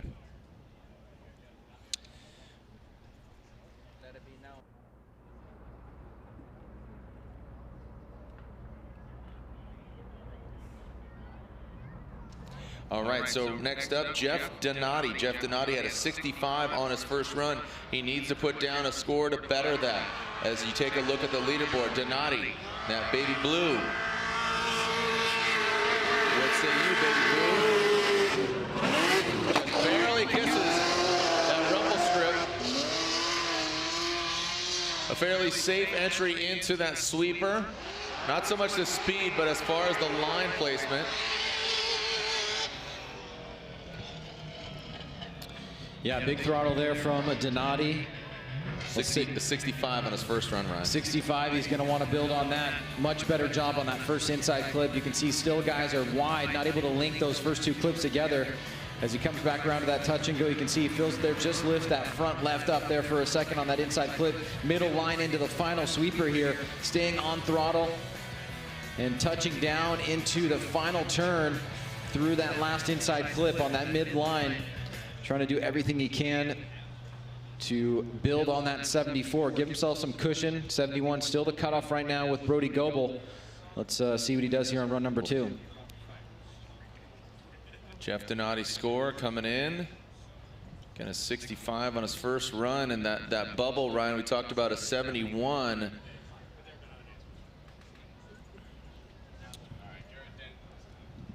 And Donati's score coming in a 71. So we'll have to see how everything pans out here for the remaining drivers, as well as the existing drivers that got better scores. Yeah, and you know, for fans watching at home, the first set of tiebreakers is always the lower of the 2 scores, so that's plays a role there. And then we go deeper into the scores of the style and line, but usually it's broken by that second score, so we'll see what happens. Okay, so next up, Garrett Denton. Garrett Denton, Coral Works Next Tire S14. He had a 74 on his first run. Garrett. Kind of some very loose driving. You get almost violent from Denton. You can't even see the back half of the car from the door. Throwing it down, big angle there from Garrett. So 74 is his first score. Ryan, do you think that betters it? Well, it's going to be, I think it's going to be in the ballpark for sure. It may better it because you can see big angle here. And though he's a little bit long, not so much wide on that first inside clip, he does a pretty good job here staying on throttle. You can see the car moving around just a little bit. And as he gets into this final zone, he's on that mid-high line and goes deeper here. And now he starts to arc out and bring it down into that final inside clip. So he's got that 74. You know, he'd love to get a 76, 77, really give himself some cushion there. Because we still have at least 2 incompletes and a lot of drivers that are below that 71-point threshold. So Garrett Denton awaits his score from Hope Valley, Rhode Island.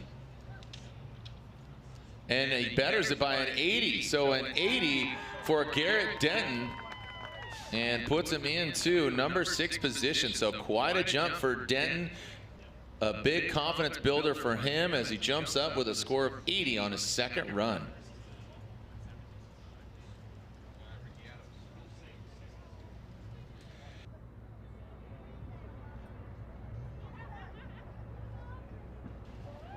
Next up, Ricky Adams. This Ricky Adams Racing RTS Achilles BMW E46 from Huntsville, Alabama. Whoa, throwing some dirt already, using all the course. A really wide swing, unfortunately, for Ricky Adams. He is sitting on an incomplete. And it looks like Ricky Adams will have another incomplete, unfortunately. Great looking car, but it is not a car show. Got to throw it down when push comes to shove. So unfortunately for Ricky Adams, as good as the car looks, it looks even better going sideways, hitting the clip. So that will be double goose eggs, incompletes for Ricky Adams. Unfortunately, he's going to be watching from the sidelines. See you in Texas, Ricky.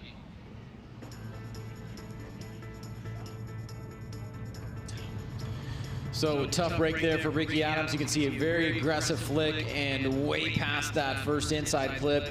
Isn't really able to hold it together. He was keeping angle in the car there, but then shuts it down. And at that point, that's where the incomplete took place. So in a head-to-head matchup, that's where the run would have been shut down for sure. And we would have moved on, and we will do so the same in qualifying. So an incomplete for Ricky, unfortunately. As we move on to our next driver here as the sun starts to set. About halfway through the second runs, or close to halfway through the second runs here. All right, here we go with our next driver, Rob Carlson. Now remember, Carlson had a 0 on his first run. He goes for that very aggressive initiation again. Middle of the course as Carlson comes flying, and oh, Carlson.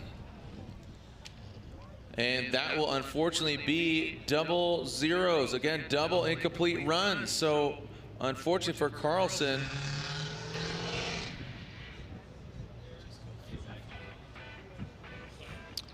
yeah, the aggression again, not paying off here for Carlson. This time the flick was way outside as opposed to inside last time, but right here he starts to lose angle in the vehicle. He transitions into that touch and go area, but then is not able to complete it. Has to pull out of the drift and goes off course, and it'll be an incomplete here. Watch as he comes through this touch and go area. You can see he's gonna lose the bumper, drop those 2 tires there, and he's not able to connect that into that that third inside clip, and has to shut down the run and head off course.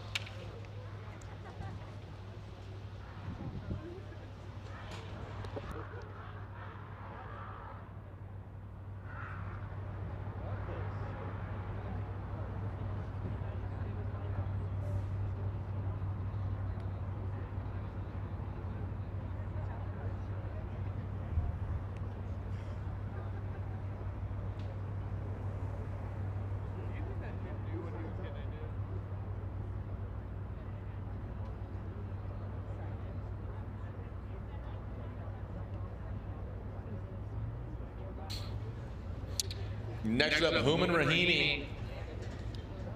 Hooman had a 77 on his first run, which, as you can see, that puts him into, so there's, You can see kind of a lot of these drivers tied up there. So definitely a lot of drivers still to run on their second run. Here comes Hooman Rahimi. Throws into the first clip. Past that second. Gets all the way out. Can you get back to the touch and go? Yes, he does. Really using all the course here from this Nashville, Tennessee driver. Rahimi. Nice job by Rahimi. This track really favoring Hooman's style.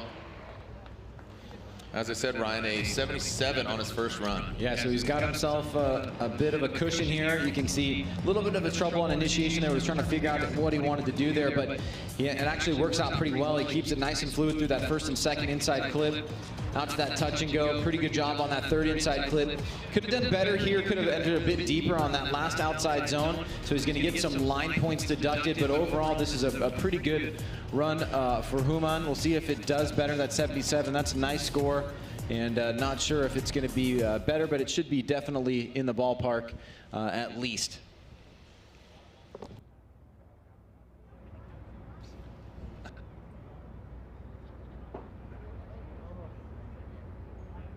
All right, Hooman Rahimi with an 82 on his second run. Like I said, this track really favoring Hooman's vehicle and his style. So Hooman Rahimi with a solid score of 82. Next up, George Kirakopoulos with a 62 on his first run. He definitely needs to better that. Coming all the way from Las Vegas, Nevada, originally Chicago.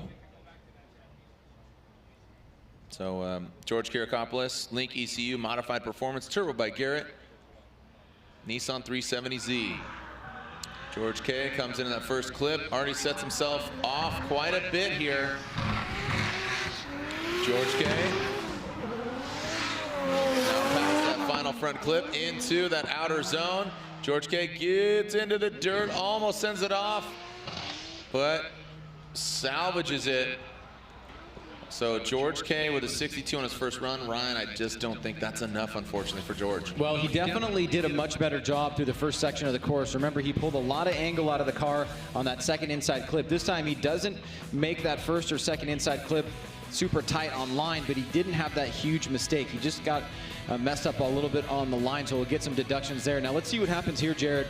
He kind of has to reinitiate a little bit, and it pushes him out wide. He gets that second tire right on the line, but he's able to salvage it and then pull through and get through the finish line while keeping angle in the vehicle. So, like you said, he's got that 62. He needs a 71 at least to be in fighting order, and then he's gonna want something higher than a 71, so that way he doesn't have to utilize that backup score as a tiebreaker. But let's see where it goes. And George on this first score, 62.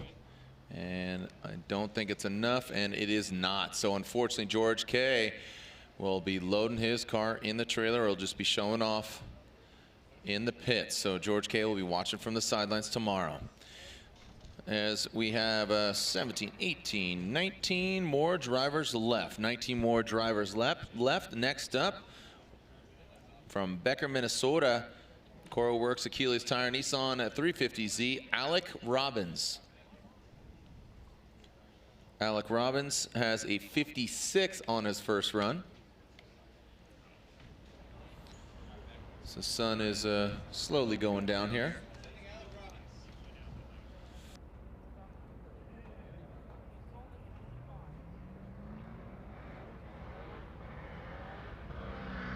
Here we go, Alec Robbins throws it in aggressively. Past the front clip, you see him just lift that front left corner on the rumble strip past the touch and go. Big angle from Robbins. Transitions back, really aggressive, snaps it back. See that front right, lock it up. Using all the brakes to massage it out. And Robbins gaining some confidence after that first run. Again, a 56, definitely better than a 56, but is it enough, Ryan? Well, Robbins needs this for sure, Jared. He's got to add at least 13 points to his total to get somewhere in order to make a case to move into the top 16. You can see the car banged up a little bit here. Nice angle in that transition into that final outside zone. Comes off a little bit early though. And is it going to be enough to move into that 70, mid-70 range? Here it is again. You can see just right there on that outside touch and go. Great job. Comes up a little bit short on that third and final inside clip. I like the transition there.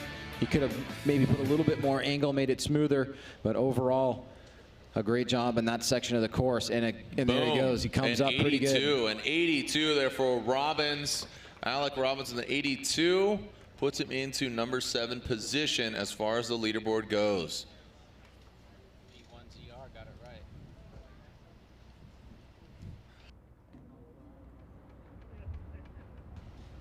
And there's our Link ECU qualifying leaderboard. Sexsmith still at the top of the pile. Hurst, Yeager, Gauthier, and Miles, top 5.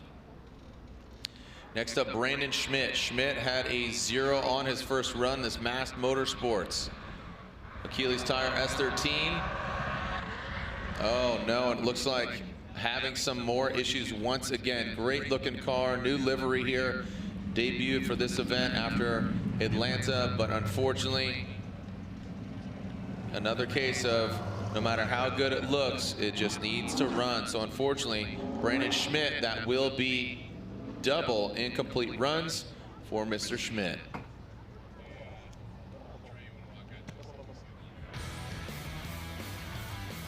Well, here it is, Jared. Let's take a look and see if we can find out what happens here.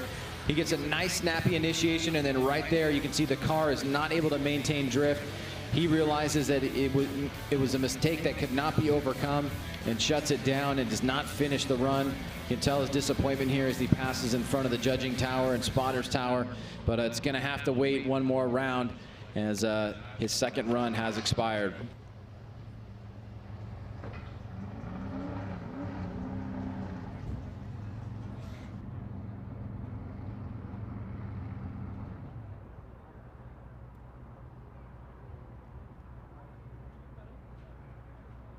Yeah, Ryan, unofficially there, I saw you take note. Looks like 72 is the cutoff. We have 3 drivers tied for 15th.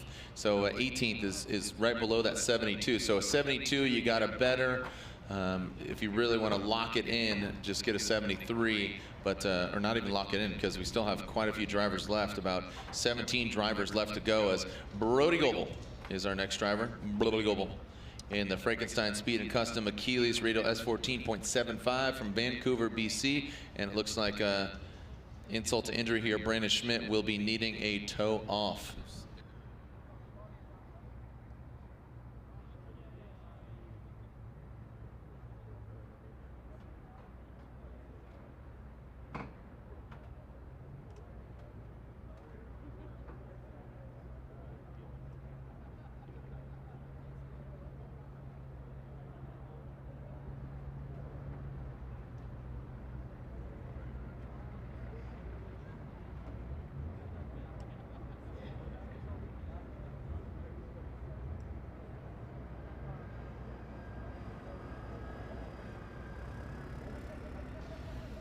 All right, so it looks like Schmidt.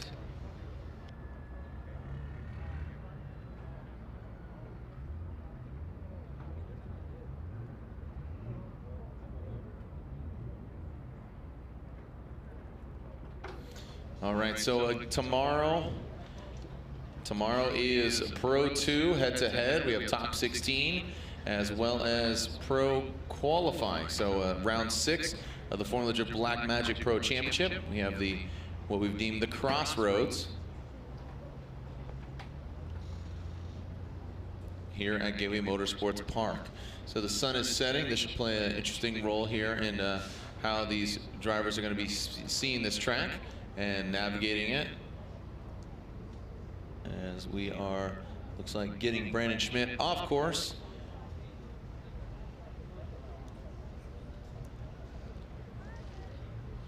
And our next driver, again, will be Brody Goebel. Still to go, Crick Felipe. He has a 61 on his first run. We got Troy Manners, he had a 66. David Mesker with a 59. Kendrick Meyer with a 72. Remember Kelsey Rawlings, she went off course. Andy Haley with a 69. Riley Sexsmith still strong with that 88. Literal 77. Travis Reeder, who is currently third. He got a podium in Atlanta. He is currently with 72. Dylan Hughes could better it with a 70. He currently has 78. And then Ola Jaeger, our points leader, with an 85 coming into this round.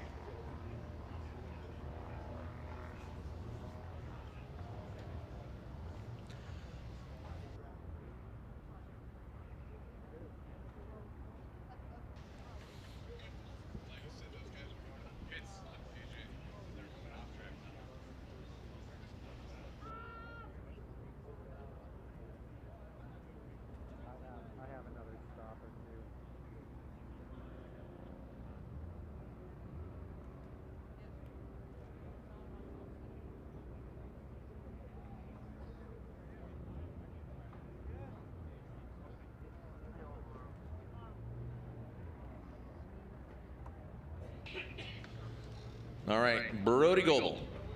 17 drivers left to go, including Brody Goebel. The sun is setting, the darkness is here. Brody Goebel, big angle there, getting a little out of focus, but Brody Goebel stays focused. Past the touch and go. Yeah, Goebel.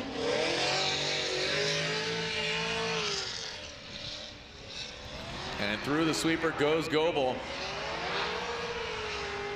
Goebel had a 71 on his first run. Ryan, I gotta say that very well might be a 71. Yeah, he needs this score right here desperately, at least a 73. Great job on that first inside clip, wide on that second. Gets out to that touch and go, pretty good job there. Great job right there on that final inside clip. As he transitions though, he goes up on the bumpers and it causes him to enter that last inside zone a little bit tight. He's able to stay midline there and draw a nice smooth arc, but he could have been deeper into that zone as he entered, and we'll see how that affects his overall score. I do think that it is going to be better than the 71, but not sure how high it's going to go. And he does with a 79. Brody Goebel with a 79 from Vancouver, BC. Next up, Crick Filippi with a 61. Fitzgerald Glider Kites, Nexen Tire, S13. Crick, again, with a 61 on his first run.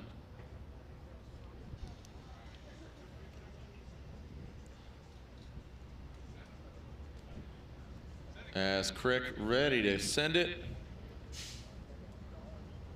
And he leaves the start line. Here we go. And here comes Crick, entering that first front clip. Transitions into the second.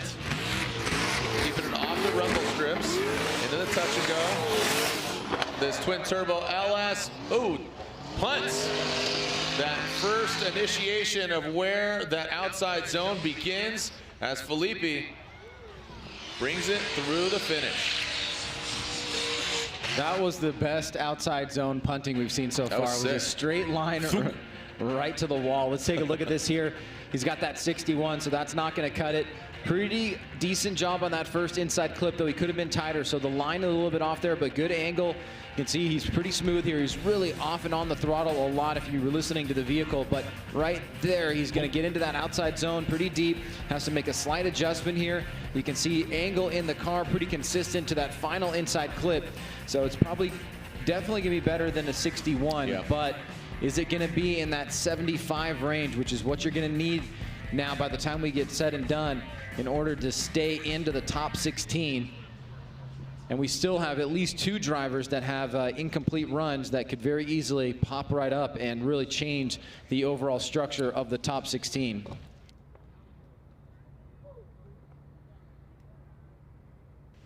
So 61 on his first run, and on his second run, a 77. A 77 puts him into 13th position. And Ryan, as you said, we still have some low scores here. David Mesker, Kelsey Rawlings, as well as Andy Haitley. So, you know, Crick potentially, you know, not 100%. Troy Manners, Squirt, as well as Trenton Beecham.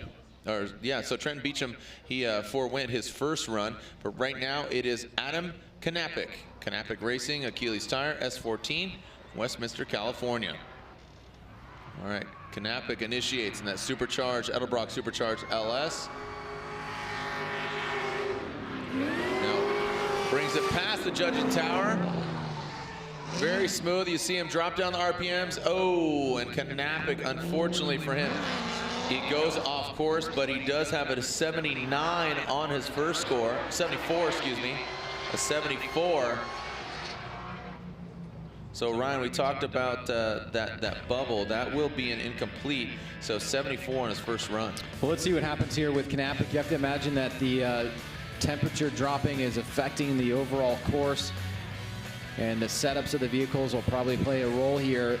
Knappich, as he leaves that inside clip, shoots out wide, and that just gets that left rear off, and then that second rear, and he's not able to keep the vehicle on course. So it is coming in as an incomplete, as you suspected, Jared.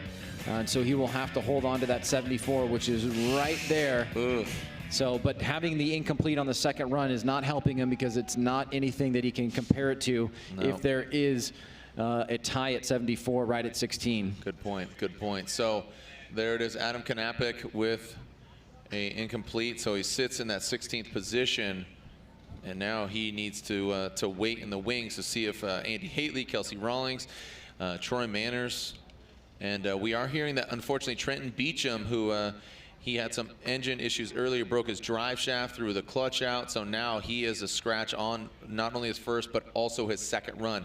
He is to be going after Sebastian Gauthier, who had an 85 on his first run.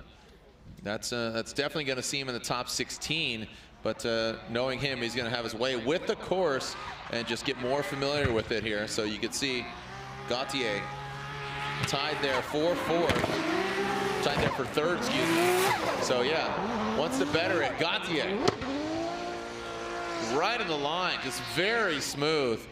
Look at the car, very settled, and just, you know, it being bright high vis orange, it really stands out against this green grass. So you see just how smooth he really is. Well, this is really just trying to see if he can get to that #1 qualification spot. Is this an 88? Not sure. You can see he was a bit off that second inside clip. Great transition there. He gets the car right to angle, holds it, makes a little bit of a mistake there on that final inside clip, but you can see he's not afraid to go deep into that final outer zone. Very risky area there, and he's able to throttle through it, draw a nice smooth line, and you can see great angle even through the finish line there by Gauthier. So impressive with that 85 on run #1. We'll see where he comes in on run #2, but nonetheless, he's going to be in our top 5 for sure. Well, he's currently tied for third with Ula Jaeger. He has an 85. So as you said, Ryan, it comes down to the second score. Or basically, you know, the first score and the second score, and the results are in a 75 on his second run. So 85 and a 75 for Sebastian Gauthier. So he currently is, again, tied for third. He takes the third position, pending on where Ula Jaeger goes on his second run. So here we are back to Troy Manners, Neo Motorsports S14.5, Punxsutawney, Pennsylvania. And Troy Manners, he is below that cutoff line. He has a 66. This is do or die for Squirt, aka Troy Manners. And Squirt shreds that back bumper off, cuts some weight, gets into that outer zone. You can see him tapping the brakes, but riding the line, just barely kissing the brakes, and crosses the finish line. Ryan, definitely better than a 66, but how much better? Well, let's take a look at it again as Manners wraps around that final turn heading back. And now he's just waiting on the score. Gets a nice initiation there. A little bit long on that first inside clip. Kind of off that second. Now as he gets through the power alley here, he's going to drop that bumper in the touch and go. He kind of loses some angle there in the front wheels, but he's able to pull out of it. And right here, he's kind of driving with very minimal angle. Very quick and a lot of throttle, but wasn't drawing the smoothest arc there. Would like to see him get to angle, hold it there. Let's take a look at this as he leaves his bumper right there through the power alley. And again, he's got to probably have a 74 at this point to be safe. Waiting for one score to drop, it looks like. We'll see if this gets him in. So a 66 on his first run. And we're talking about unofficially a 74 being the cutoff. As I said, I truly thought it was better than a 66, and it is a 72, but that is still below the cutoff, unfortunately, for Troy Manners. You know, a lot of talent here showing up here in Pro 2. Ryan, you talked about just how much talent is here. You know, a lot of the drivers going for Pro Championship license, and like to see them in Pro next year. So the caliber of driving has grown tremendously over the years. Here we go with our next driver coming all the way from Perth, Australia. This is Josh Robinson, Winding Road Racing. Nexen Tires, Holden Ute.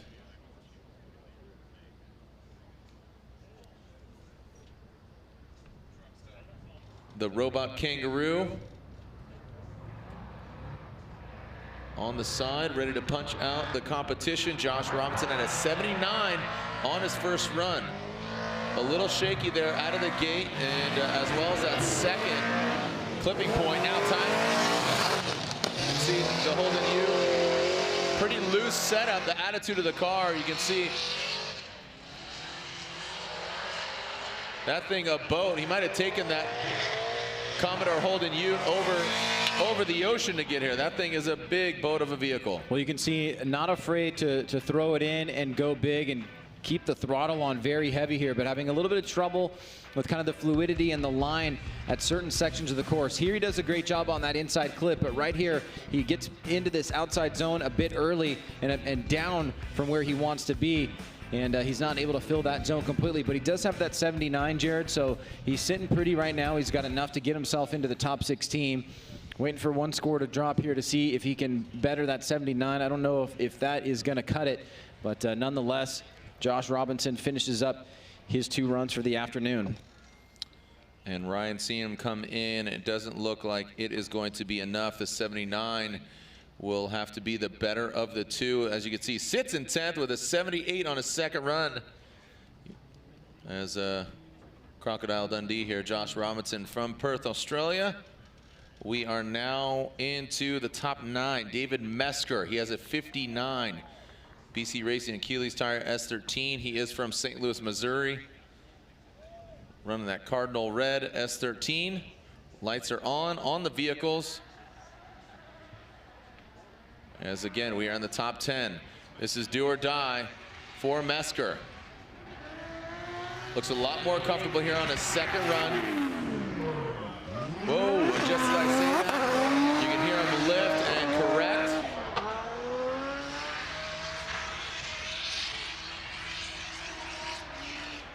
As Mesker brings it across the finish line and gets into the dirt that was after the finish line.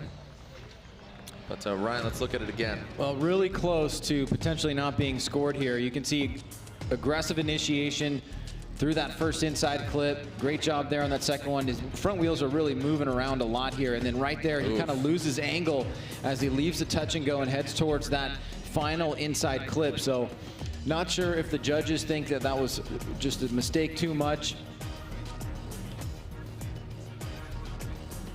But it does look like they are going to go with the incomplete, and that is unfortunate because he does have a 59 on run number 1, so he is going to be out of tomorrow's competition.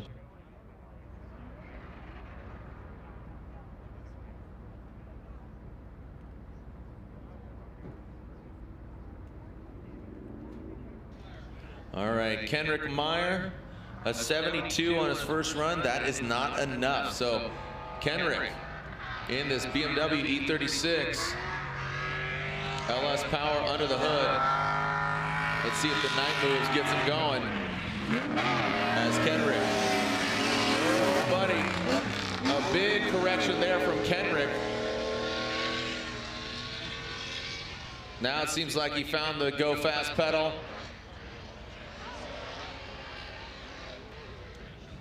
And Ryan, unfortunately for Kenrick, watch this again here. Well, he's got that 72 as well, Jared, as you mentioned. So you can see slow roll initiation, but decent job on that first and second inside clip. Could have been maybe a tiny bit tighter, but he made it look smooth there through that section. Now here's the touch and go area. Starts to slow up a little bit, and he loses angle there through that first inside clip.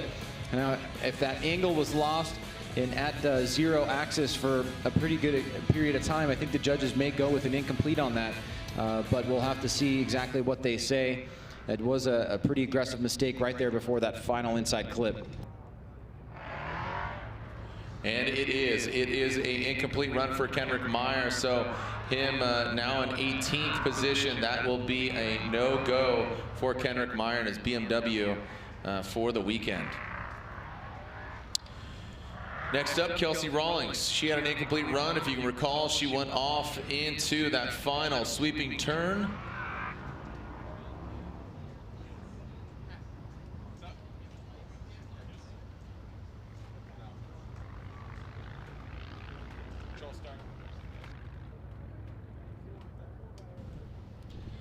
As Kelsey Rawlings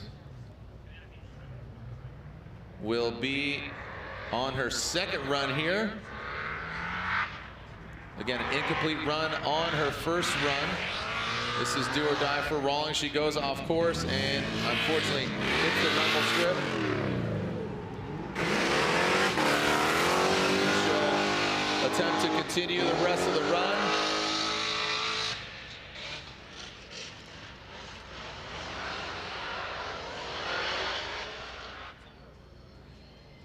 And Kelsey Rawlings, unfortunately,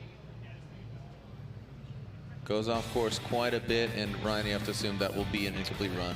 Yeah, I think that is definitely suitable enough for an incomplete. You can see as she comes through this second inside clip, she rolls over that section of the course, straightens out, and then drops that left rear off the course. She continues to drift here, and you have to definitely applaud that and the veracity overall from Kelsey Rawlings. But unfortunately, it's going to be an incomplete here on run number 2. Well, the sun is set. The lights are not coming on. That's why the vehicles need to have headlights. And as we have 6 drivers remaining, Andy Haley, Riley Sexsmith, Ryan Littrell, Travis Reeder, Dylan Hughes, and Ola Yeager. And as far as drivers that need better scores, next up Andy Haley, as well as Travis Reeder, who has a 72. All the remaining drivers have 77 or better. Here we go. Andy Haley wraps it around that first front clip. Into the second. Through that midsection. Past that touch and go flip. In this last outer zone.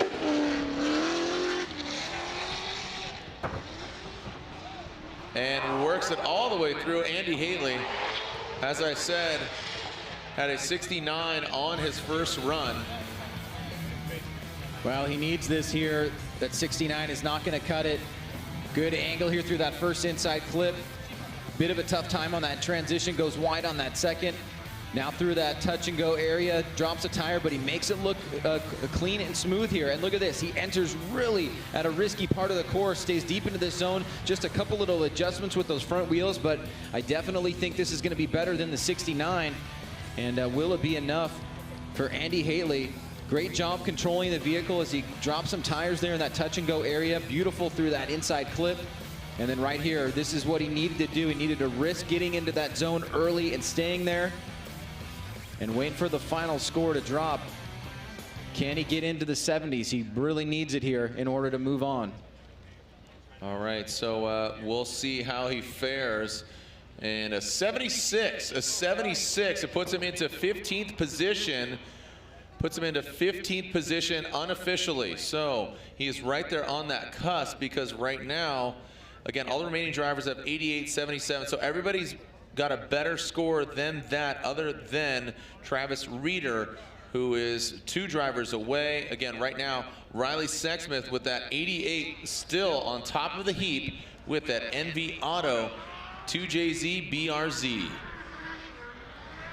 So Sexsmith feeling confident, feeling comfortable, having his way with this course. Punts that touch and go. Now gets outside outer zone. Looks like Sexsmith.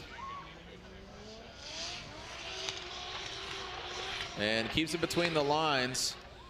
Don't think that will better an 88. No, and you can definitely tell the course is changing here as the sun has gone away. It looks like it's a little bit slicker. And Sexsmith goes very long into that first inside clip. Drops his bumper and a tire there, the right rear. And then right here, you can see he did not have the momentum to fill that final outside zone. He basically doesn't give up, but he stays on a very low line there through the main section of that bank. Here it is. He's going to drop that right rear tire, and there's goes the bumper. But he is our current leader, Jared, as you said, with that 88, only followed by Hurst, who has the 87. And then we've got a couple guys tied at 85, Gautier and Jaeger. So Sexsmith is in a good position. So is Literal, who's up next. It's really about Travis Reeder at 72. So there's a 70 for Sexsmith on his second run, and we knew that was going to come, but an 88 for Sexsmith on his first run.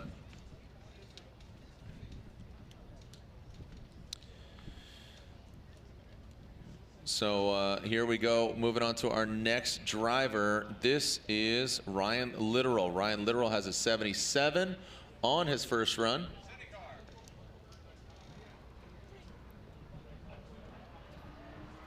And here comes Ryan Literal in that Cora Works Nissan 350Z.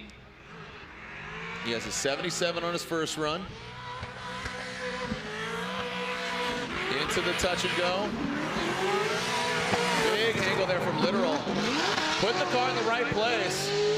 Really like the placement of Ryan Literal. You can see it glowing underneath. Yeah. Hammered down on that V8Z. Nice orange glow from Ryan Literal there. You can see he was really burning up the tires down that front straight. Initiates tight on that inside clip. Kind of messed up a little bit on the angle there. You want to see him be smooth and fluid on that transition. But right here, he's able to get nice and tight on that final inside clip. He enters at a good place into this outside zone, and he keeps the angle nice and tight here. You can see the close-up there, that burning orange-yellow from underneath his vehicle. Real beautiful at this time of the evening as we're down to our final three drivers. And this next driver up is really going to need it. So this one for Literal is really just about trying to add to his overall score, Jared. He's got that 77. He's in a decent position here. He's trying to move up into the top 10 if he can get an 80 or higher. And we'll see if he does it. So 77 on his first run, and on his second run, an 81. An 81 for Literal puts him into 8th position. As you said, Ryan moves him up into the top 10 position. So that's a favorable position to be in for Ryan Literal. Ryan, our next driver, is the last driver that needs to better his score. He has a 72. He comes into this round of competition sitting in 3rd. He had a podium spot in Atlanta. He's one to watch. He was a contender for last year's championship, and right now he's sitting on a 72. He is sitting outside looking in. Can he get a score to get within the top 16? Right now, a 75 would solidify him to be in the top 16. Reeder comes in, past the final front clip. He is flying into the outside zone. Ryan, you said the elements are changing, the temperatures are dropping, but Reeder keeps it consistent. A 75 would solidify him into the top 16, as we have a few drivers already tied with 74s. Well, that was really dealing well with the pressure here. Travis Reeder really not making a lot of mistakes on line. Comes through that first and second inside clip with smooth, angled, well, nice job on the transitions. He stays tight. Again, very smooth here up from the touch and go to that inside clip.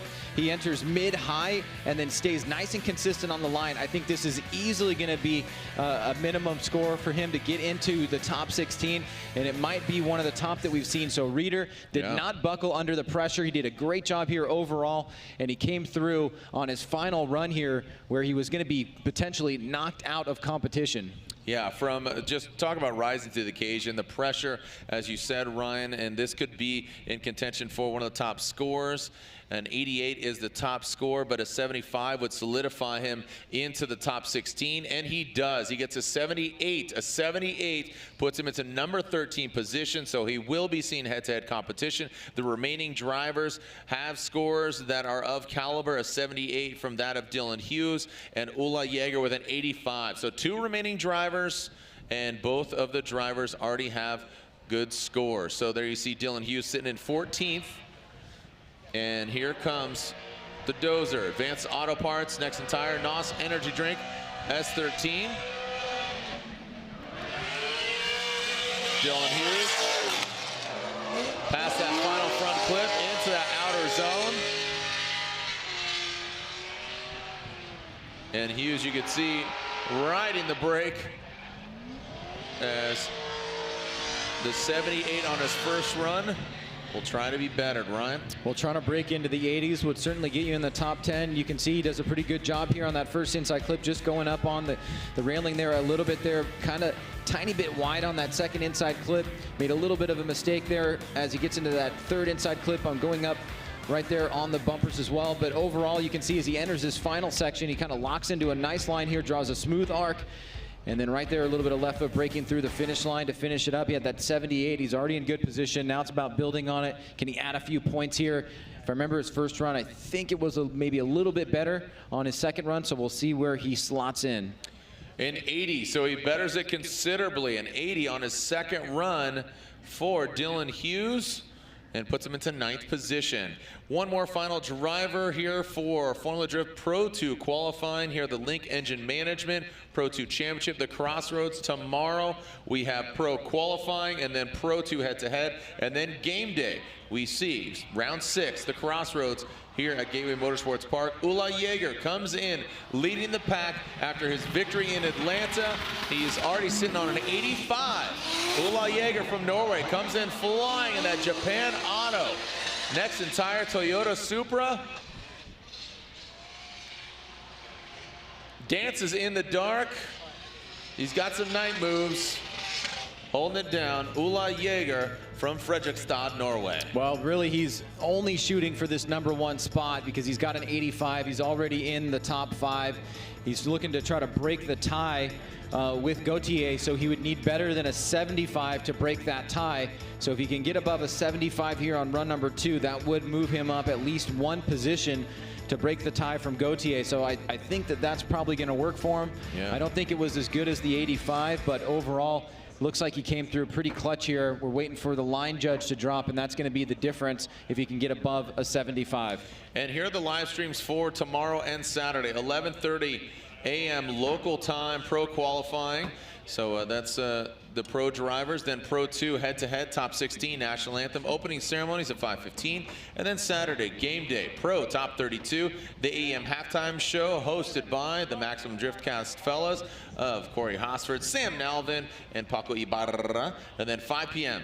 Pro top 16 to round out who gets on the podium here at Gateway Motorsports Park. So those are our times, and here is our final score for Ola Jäger from Fredrikstad, Norway. Norway, you're listening? 78 puts him in the top 3. That is a 78 on his second score, and 85 is the better of the 2, but he does better that of Sebastian Gautier. On behalf of all our team here at Formula Drift, Ryan Sage, and all our judges, thank you so much for joining us here at round 2 of the Link Engine Management Pro 2 Championship. We are in the shadow of the St. Louis Arch, the gateway to the west. Thanks so much for joining us out here. We'll see you tomorrow. Send it. We'll see you online, or we'll see you another time.